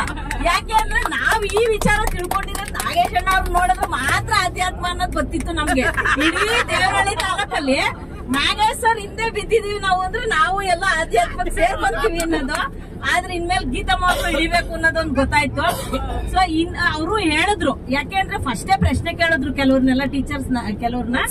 ಅಲ್ಲಿ ನನ್ಗೆ ಯಾಕೆ ನಾವು ಟ್ರಿಪ್ ಎಲ್ಲ ನಾನು ಡ್ಯೂಟಿ ಸೇರಿದಾಗಿಂದ, ಅದು ಎಸ್ಪೆಷಲಿ ನಮ್ಮ ಮನೆಯವ್ರನ್ನ ಮದ್ವೆ ಆದಾಗಿಂದ ಅಂತೂ ವರ್ಷಕ್ಕೆ 2 ಟ್ರಿಪ್. ಯಾಕೆಂದ್ರೆ ನಮ್ಮ ಶಾಲೆ, ನಾನು HMA ಆಗಿದ್ದೆ ಸುಮಾರು ವರ್ಷದಿಂದ. ಸೊ ನಮ್ಮ ಶಾಲೆಯಲ್ಲಿ 1 ಟ್ರಿಪ್, ನಮ್ಮ ಮನೆಯವ್ರ ಶಾಲೆಯಲ್ಲಿ 1 ಟ್ರಿಪ್. ಅವ್ರ ಶಾಲೆಗಾದಾಗ್ಲೂ ನಾನು ಅವ್ರ ಜೊತೆ, ಅವ್ರು ನಮ್ಮ ಶಾಲೆಗಾದಾಗ ಅವ್ರು ನನ್ನ ಜೊತೆ. ಯಾಕೆಂದ್ರೆ ನನ್ಗೆ ಅವ್ರ ಸಪೋರ್ಟು, ಅವ್ರಿಗೆ ನಾನು ಸಪೋರ್ಟು. ಪ್ರತಿ ವರ್ಷ 2 ಟ್ರಿಪ್ ಇದ್ರೂನು ಅವ್ರ ನನ್ನ ಜೊತೆಲಿ ಇದಾರೆ ಅನ್ನೋ ಒಂದು ಧೈರ್ಯ ಇದ್ರೂ ಕೂಡ ಆ ಬಸ್ಸು ಹಿಂಗಿಂಗ್ ವಾಲ್ದಾಗ್ಲೋ ಅಥವಾ ಯಾವ್ದೋ ಒಂದು ಕಣಿವೆಗಳಲ್ಲಿ ಹೋದಾಗ್ಲೋ ನನ್ಗೆ ಏನ್ ಫೀಲ್ ಬರ್ತಿತ್ತು ಅಂದ್ರೆ ನನ್ನ ಬಗ್ಗೆ ಖಂಡಿತ ಯಾವತ್ತೂ ಬಂದಿರ್ಲಿಲ್ಲ. ಇಷ್ಟು ಮಕ್ಳು ಜವಾಬ್ದಾರಿ ಹೊತ್ಕೊಂಡ್ ತಂದಿದ್ದೀನಲ್ಲ ನಾನು, ಏನಪ್ಪ ಅನ್ನೋದು ಎಲ್ಲಾ ಕಡೆ ಖಂಡಿತ ಬರ್ತಿತ್ತು. ನನ್ಗೆ ನೆಗೆಟಿವ್ ಬರ್ತಾ ಇತ್ತು ಎಲ್ಲೋ ಒಂದ್ ಕಡೆ. ಸೊ ಈಗ ಮೇಡಮ್ ಹೇಳ್ದಂಗೆ ಅನ್ನೋದ್ಕಿಂತ ನನ್ಗೆ ಇಲ್ಲಿ ಹತ್ತಿ ಬಂದಾಗಿಂದ ನನ್ಗೆ ಆ ಭಯನೇ ಬಂದಿಲ್ಲ, ಆ ಫೀಲೇ ಬರ್ಲಿಲ್ಲ. ಯಾಕೆ ಇಲ್ಲಿ ಪಾಸಿಟಿವ್ ಎಷ್ಟು ವರ್ಕ್ ಆಗ್ತಾ ಇದೆ ವೈಬ್ಸ್ ಅನ್ನೋದು. ಸೊ ಈಗ ಇನ್ನೊಂದು ಏನು ಅಂತಂದ್ರೆ, ಮೊದ್ಲು ನಮ್ಮಲ್ಲಿ ಹೆಲ್ತ್ ಕಂಡೀಷನ್ ಬೇರೆ. ನಾನು ಸುಮಾರು ದಿವಸದಿಂದ 15 ದಿವಸದಿಂದ ಸರ್ಗೆ ನಾನು ಭರವಸೆನೆ ಕೊಡ್ಲಿಲ್ಲ ನಾವು ಬರ್ತೀವಿ ಅಂತ. ಸ್ವಲ್ಪ ಆರೋಗ್ಯದ ಬಗ್ಗೆ ಏನೋ ವ್ಯತ್ಯಾಸ ಇತ್ತು, ಆದ್ರೂ ಧೈರ್ಯ ಡಾಕ್ಟ್ರು ಸಜೆಸ್ಟ್ ಮಾಡಿದ್ರು, ಏನು ತೊಂದ್ರೆ ಇಲ್ಲ ಹೋಗ್ ಬನ್ನಿ ಅಂದ್ರು. ಬಂದಿದ್ದೀನಿ. ನನಗೆ ಅದು ಎಲ್ಲೋ ಒಂದ್ ಕಡೆ ಬಸ್ ಹತ್ತವರೆಗೂ ಅಳಕ್ಕೂ ಇದ್ದೇ ಇತ್ತು. ಸೊ ಏನ್ ವ್ಯತ್ಯಾಸ ಆಗ್ಬಿಡುತ್ತೋ, ನಾನು ಒಬ್ಬಳನ್ನ ಇಷ್ಟು ಜನ ಗಮನಿಸ್ಕೊಳಕ್ ಆಗುತ್ತಾ, ಏನಾನ ವ್ಯತ್ಯಾಸ ಆದ್ರೆ ಈ ಭಾವನೆ ಇತ್ತು. ಅದ್ ಎಲ್ಲೋ ಆಯ್ತು ಅನ್ನೋದೇ ಗೊತ್ತಿಲ್ಲ. ಅದು ಇಲ್ಲಿ ಬಂದ ತಕ್ಷಣ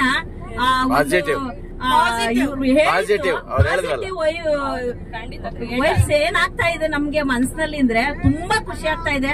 ಅದ್ರೊಳಗೆ ಗೀತಾ ಮೇಡಮ್ ಮಾತಾಡಿದಂತೂ ಬಹಳ ಖುಷಿ ಆಯ್ತು. ತುಂಬಾ ಧನ್ಯವಾದ.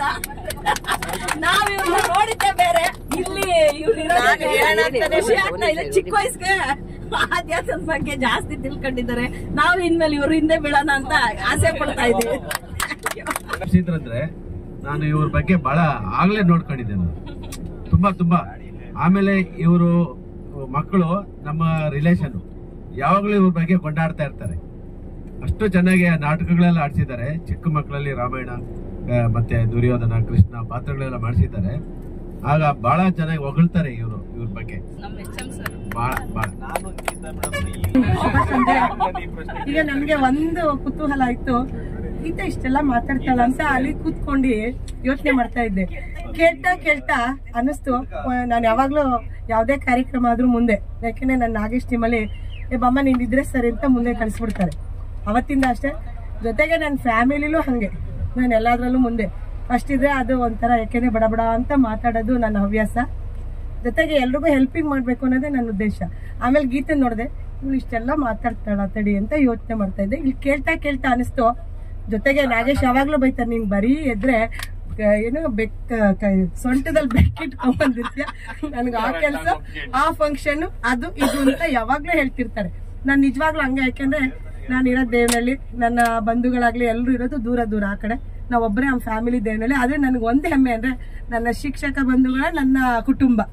ಅದು ನಾನು ಯಾವಾಗ್ಲೂ ನನ್ನ ಉಸಿರಿರೋವರೆಗೂ ಇದನ್ನ ಹೇಳಕ್ ಇಚ್ಛೆ ಪಡ್ತೀನಿ. ಇಡೀ ರಾಜ್ಯದಲ್ಲಿ, ತಾಲೂಕು, ಜಿಲ್ಲೆ, ರಾಜ್ಯದಲ್ಲೂ ಸಹ ಹೆಸರು ಮಾಡಿರೋಂಥದಕ್ಕೆ ಮೂಲ ಕಾರಣ ನಮ್ಮ ಶಿಕ್ಷಕರು. ಯಾಕೆಂದ್ರೆ ನಾನಾಗ್ಲಿ ನಾಗೇಶ್ ಆಗ್ಲಿ ಇಷ್ಟು ಮಟ್ಟಿಗೆ ನಮ್ಮ ಟೀಮಲ್ಲಿ ಈಗ ಪದ್ಮ, ನಾವೆಲ್ಲ ಒಂದು ಸಂಘದ ಪ್ರತಿನಿಧಿಗಳು, ಸದಸ್ಯರು, ಸುಜಾತ, ಆಂಜನಪ್ಪ ಸರ್, ಇವರೆಲ್ಲರೂ ಅಷ್ಟೇ. ಏನಾದ್ರೂ ನಾವು ಬೆಳೆದಿದೀವಿ, ಅಚೀವ್ ಮಾಡಿದೀವಿ ಅಂದ್ರೆ ಮುಖ್ಯ ಕಾರಣ ನನ್ನ ತಾಲೂಕಿನ ಶಿಕ್ಷಕರು ಮತ್ತೆ ಅವ್ರ ಕುಟುಂಬದವರು. ಯಾಕಂದ್ರೆ ಇವಾಗ ಎಷ್ಟೋ ಜನ ನಮ್ಮ ಟೀಚರ್ಸ್ ಇಲ್ಲಿ ಬಂದಿದ್ದಾರೆ, ಅವ್ರ ಫ್ಯಾಮಿಲಿಗೂ ನಾವು ಗೊತ್ತು.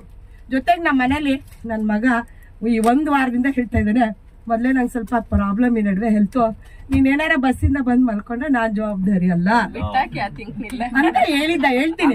ಈಗ ನನ್ನ ಅಣ್ಣ ತಂದಿರ, ನಮ್ಮ ಅಣ್ಣ ಎಲ್ಲ ಆಗ್ಲೇ ಫ್ಲೈಟ್ ಅಲ್ಲಿ ಹೋಗಿ ಬಂದ್ರು, ನೆನ್ನೆನೆ ಬಂದಿದ್ದಾರೆ. ಇಲ್ಲ ಬಿಡ, ನಂಗೆ ನಾಗೇಶ್ ಇದಾರೆ, ನನ್ಗೇನ್ ಚಿಂತೆ ಇಲ್ಲ. ನನ್ನ ಫ್ರೆಂಡ್ಸ್ ಗೀತಾ ಅವರೆಲ್ಲ ಬರ್ತಾರ, ಆಂಟಿರು ನಾನು ನೋಡ್ಕೊತಾರೆ. ಜೊತೆಗೆ ನಾನು ಏನು ಎದುರ್ಕೊಳ್ಳಲ್ಲ, ಯಾಕೆಂದ್ರೆ ಅವ್ರಿಗಿಂತ ಮುಂಚೆ ಓಡ್ತೀನಿ. ಜೊತೆಗೆ ನಾನು ನಮ್ಮ ಚಿಕ್ಕಪ್ಪ, ನಮ್ಮ ಮಾವೆಲ್ಲ ಬಂದ್ರಲ್ಲ, ಜೊತೆಗೆ ನನ್ನ ಬೀಗ್ರು ಅವರು, ಆದ್ರೂ ಅವರು ನನ್ನ ಹಾಗೆ ನೋಡ್ಕೊತಾರೆ. ಜೊತೆಗೆ ನೀವೆಲ್ಲ ನೋಡ್ಕೊತೀರಾ. ನಿಮ್ಗೆ ಜೊತೆಗೆ ನಂಗೆ ಈಗ ಅನಿಸ್ತು, ನಮ್ ಗೀತಾ ಯಾವ್ದೇ ಸಭೆಗೆ ಬಂದ್ರೆ ಸ್ಟೈಲಿಶ್ ಆಗಿ ಬರೋದಷ್ಟೇ, ಬರೀ ಸ್ಟೈಲ್ ಮಾಡೋದೇನ ಅಂತ ಅನ್ಕೋತಾ ಇದ್ವಿ. ನಾವು ನಿಜ ನೇರವಾಗಿ ಹೇಳ್ತೀವಿ, ನಾವ್ ಯಾವ್ದು ಒಳಗೊಂದು ಹೊರಗೊಂದು ಪಾಯಿಂಟ್ ಚಿಕ್ಕವಳಿಂದ ನಾನು ಆಕ್ಚುಲ್ ಆಗಿ ತುಂಬಾ ಸ್ಟೈಲಿಶ್ ಇರ್ಲಿ, ನಮ್ಗೆ ಖುಷಿನೇ. ಯಾಕಂದ್ರೆ ನಾವ್ ಯಾವಾಗ್ಲೂ ಅಷ್ಟೇ, ಯಾರನ್ನೇ ಆಗ್ಲಿ ಒಂದ್ ಸೌಂದರ್ಯ ನೋಡಿದಾಗ ಅದನ್ನ ಖುಷಿ ಪಡ್ಬೇಕು, ಅದನ್ನ ಆಹ್ವಾನಿಸ್ಬೇಕು. ನಾನು ಯಾರೇ ಬರ್ಲಿ ಟೀಚರ್ಸ್ ಅದಕ್ಕೆ ಫಸ್ಟ್ ಇಷ್ಟ ಪಡ್ತೀನಿ. ಇವ್ರು ಹಿಂಗ್ ಬಂದಾಗ ನಾವ್ ಹೆಮ್ಮೆ ಪಡ್ತೀವಿ. ಜೊತೆಗೆ ಎಲ್ರು ನನಗಿನ ಚಿಕ್ಕವ್ರು, ನಾನು ಯಾವಾಗ್ಲೂ ನನ್ ಮಕ್ಳೇ ಅನ್ನೋದು. ಯಾವಾಗ್ಲೂ ಅಷ್ಟೇ, ದೊಡ್ಡವರು ನನ್ಗೆ ಬಾಂಧವ್ಯ ಹೆಚ್ಚು. ಹಾಗಾಗಿ ಈಗ ಜಯಂತಿ ತಾಲೂಕಿಗೆ ಬರ್ತಿದಂಗೆನೆ, ಮೇಡಮ್ ಹೆಂಗ್ ನಿಮ್ ತಾಲೂಕು? ಅಮ್ಮ ಏನೂ ಆಗಲ್ಲ, ನಾವೆಲ್ಲ ಇದೀವಿ ಬಾ ಅಂದ್ವಿ. ಈಗ ನೋಡಿ ನಮ್ ಜೊತೆ ಇಂದ ಚೆನ್ನಾಗಿ ಮಿಂಗಲ್ ಆದ್ರು. ಜೊತೆಗೆ ಗೀತಂದು ಯಾವ್ದಾದ್ರು ನಾಗೇಶ್ ಕೇಳಿ ಒಂದ್ ಸಭೆಲ್ ಕೊಡಿಸ್ತೀವಿ ಇದನ್ನ. ಖಂಡಿತ ನನಗೆ ಸ್ಪಿರಿಚುಯಾಲಿಟಿ ಸ್ಪ್ರೆಡ್ ಖಂಡಿತ ಒಂದು ಸಭೆ ಅಥವಾ ಯಾವ್ದಾದ್ರು ಮೀಟಿಂಗ್ ಅಲ್ಲಿ ಅವ್ರನ್ನ ಈ ತರದನ್ನ ಕೇಳಿಸ್ಬೇಕು. ಯಾಕೆ ಕರ್ಸ್ಬೇಕು ನಾವು? ಹೌದು, ಇಷ್ಟೆಲ್ಲ ಈಗ ನಮ್ಮ ಶಿಕ್ಷಕರೆಲ್ಲ ಇಷ್ಟೊಂದು ಪಾಂಡಿತ್ಯವನ್ನ ಪಡ್ಕೊಂಡಿದ್ದಾರೆ ಅಂದ್ರೆ ನಾವು ಹೆಮ್ಮೆ ಪಡ್ಬೇಕು ಅದಕ್ಕೆ. ನಿಜವಾಗ್ಲೂ ಇವ್ರಿಗೆ ನಮ್ಮೆಲ್ಲರ ಪರವಾಗಿ ಈಗ ನಾವು ಇಲ್ಲಿ ಬಂದು ತುಂಬಾ ವಿಚಾರ ತಿಳ್ಕೊಂಡಿದೀವಿ. ಅವ್ರಿಗೆ ಜೋರಾದ ಚಪ್ಪಾಳೆ ಮೂಲಕ ಧನ್ಯವಾದಗಳನ್ನ ಅರ್ಪಿಸಕ್ಕೆ ಇಷ್ಟಪಡ್ತೀನಿ. ನನ್ ಡ್ರೀಮ್ ಇದೆ, ನನ್ ಸ್ಪಿರಿಚುಯಾಲಿಟಿನ ಸ್ಪ್ರೆಡ್ ಮಾಡ್ಬೇಕು. ಅದ್ ನಂದು ಒಂದು ಗೋಲ್ ಅನ್ಕೊಂಡಿದೀನಿ. ಯಾಕಂದ್ರೆ ನಂಗೆ ಒಂದು ಗೆಸ್ಟೆಡ್ ಆಫೀಸರ್ ಆಗ್ಬೇಕು ಅನ್ನೋ ಒಂದು ಗೋಲ್ ಇದೆ. ಒಂದು ಸ್ಪಿರಿಚುಯಾಲಿಟಿಯನ್ನ ಸ್ಪ್ರೆಡ್ ಮಾಡ್ಬೇಕು, ಇನ್ನೊಂದು ವಿಶ್ವ ಕಲ್ಯಾಣ ಸೇವೆಯಲ್ಲಿ ತೊಡಗಿಸ್ಕೋಬೇಕು. ಈ 3 ಗೋಲ್ಸ್ ಇದೆ ನನ್ನ ಲೈಫ್ ಅಲ್ಲಿ. ಈಗ ಹೇಳ್ಬೇಕು ಅಂದ್ರೆ ನಮ್ ತಾಲೂಕಲ್ಲಿ ಗೀತಾ ಅಂತ ಒಬ್ರು ಶಿಕ್ಷಕರು ಬಂದಿದ್ರು. ಈಗ ಅವರು KS ಅಧಿಕಾರಿ ಕೂಡ ಆಗಿದ್ದಾರೆ ಗೌರಿಬಿದ್ನೂರಲ್ಲಿ. ಅವರೆಲ್ಲ ಇವಾಗ್ಲೂ ಅಷ್ಟೇ ಫೋನ್ ಮಾಡಿದ್ರೆ ಮೇಡಮ್ ಹೇಗಿದ್ದೀರಾ, ಚೆನ್ನಾಗಿದ್ದೀರಾ. ಅಷ್ಟು ಅಧಿಕಾರಿ ಆದ್ರೂ ನಮ್ ಬಗ್ಗೆ ನಮ್ಮಾಗ್ಲೇ ನಾಗೇಶ್ ಬಗ್ಗೆ ಎಲ್ಲ ತೈಲ್ಗೆರೆ ಶಾಲೆಯಿಂದ ಅವರು ನಿಮ್ಗೆಲ್ಲ ಗೊತ್ತಿರುತ್ತೆ ಆಲ್ಮೋಸ್ಟ್. ಗೀತಾ ಅಂತ ಅವ್ರ ಹೆಸರು ಸ್ವಾಮಿ. ಅದಕ್ಕೆ ನನ್ಗೆ ಈ ಗೀತಾ ಹೇಳಿದ ತಕ್ಷಣ ನೋಡಿ ಯಾರೋ ಒಬ್ರು ನಮ್ಮಲ್ಲಿ ಒಬ್ರು ಶಿಕ್ಷಕರಾಗಿ ಅತ್ಯುನ್ನತ ಹುದ್ದೆಗೆ ಹೋಗ್ತಾರಲ್ಲ, ಹೆಮ್ಮೆ ಪಡ್ತೀವಿ ತುಂಬಾ. ಖಂಡಿತ ಥ್ಯಾಂಕ್ ಯು. ಅನ್ನ ಕೊಟ್ಟರು ಬೇಡ ಅಂಗಿಸುವವರ ಸಂಘ, ದುಡ್ಡು ಕೊಟ್ಟರು ಬೇಡ ದುರ್ಜನರ ಸಂಘ. ದುಡ್ಡು ಕೊಟ್ಟರು ಬೇಡ ದುರ್ಜನರ ಸಂಘ, ಆಸ್ತಿ ಕೊಟ್ಟರು ಬೇಡ ನಾಸ್ತಿಕರ ಸಂಘ. ಆಸ್ತಿ ಕೊಟ್ಟರು ಬೇಡ ನಾಸ್ತಿಕರ ಸಂಘ, ಕೊಟ್ಟರೆ ನೀ ಕೊಡು ಇಂಥ ಸಜ್ಜನರ ಸಂಘ. ಕೊಟ್ಟರೆ ಕೊಡು ಇಂಥ ಸಜ್ಜನರ ಸಂಘ, ಹಿಂದೆ ಬಂದರೆ ಬರಲಿ ಮರಣ ನಾ ಶರಣು ಶರಣು. ಹಾಗಾಗಿ ಆ ಒಂದು ಅರ್ಥಪೂರ್ಣವಾದಂಥ ನನಗೆ ಅದು ಅಷ್ಟೇ. ನನಗೆಲ್ಲ ಗೊತ್ತಿದೆ, ನನಗೆ ಅದಕ್ಕೊಂದು ಸಿಂಪಲ್ ಕಥೆ ಇದೆ. ಒಬ್ಬರು ಮುನ್ನುಗ್ಬೇಕು, ಆಗೆಲ್ಲ ಬರ್ತದೆ. ನಾನು ಅಂತ ತಿಳ್ಕೊಂಡಿದ್ದೀನಿ ಎಲ್ಲರೂ ಒಳ್ಳೆಯರೆ, ಎಲ್ಲರೂ ಗುಣವಂತರೆ. ಆದರೆ ಆ ಗುಣನ ಈಚೆ ತೆಗಿಯಂತ ಕೆಲಸ ಮಾಡೋದಕ್ಕೆ ಮುಂದಕ್ಕೆ ಬರಲ್ಲ ನೋಡಿ, ಅದೇ ನಾವು ಎಲ್ಲ ನೆಗೆಟಿವ್ ಮಾಡ್ತಿರೋದು.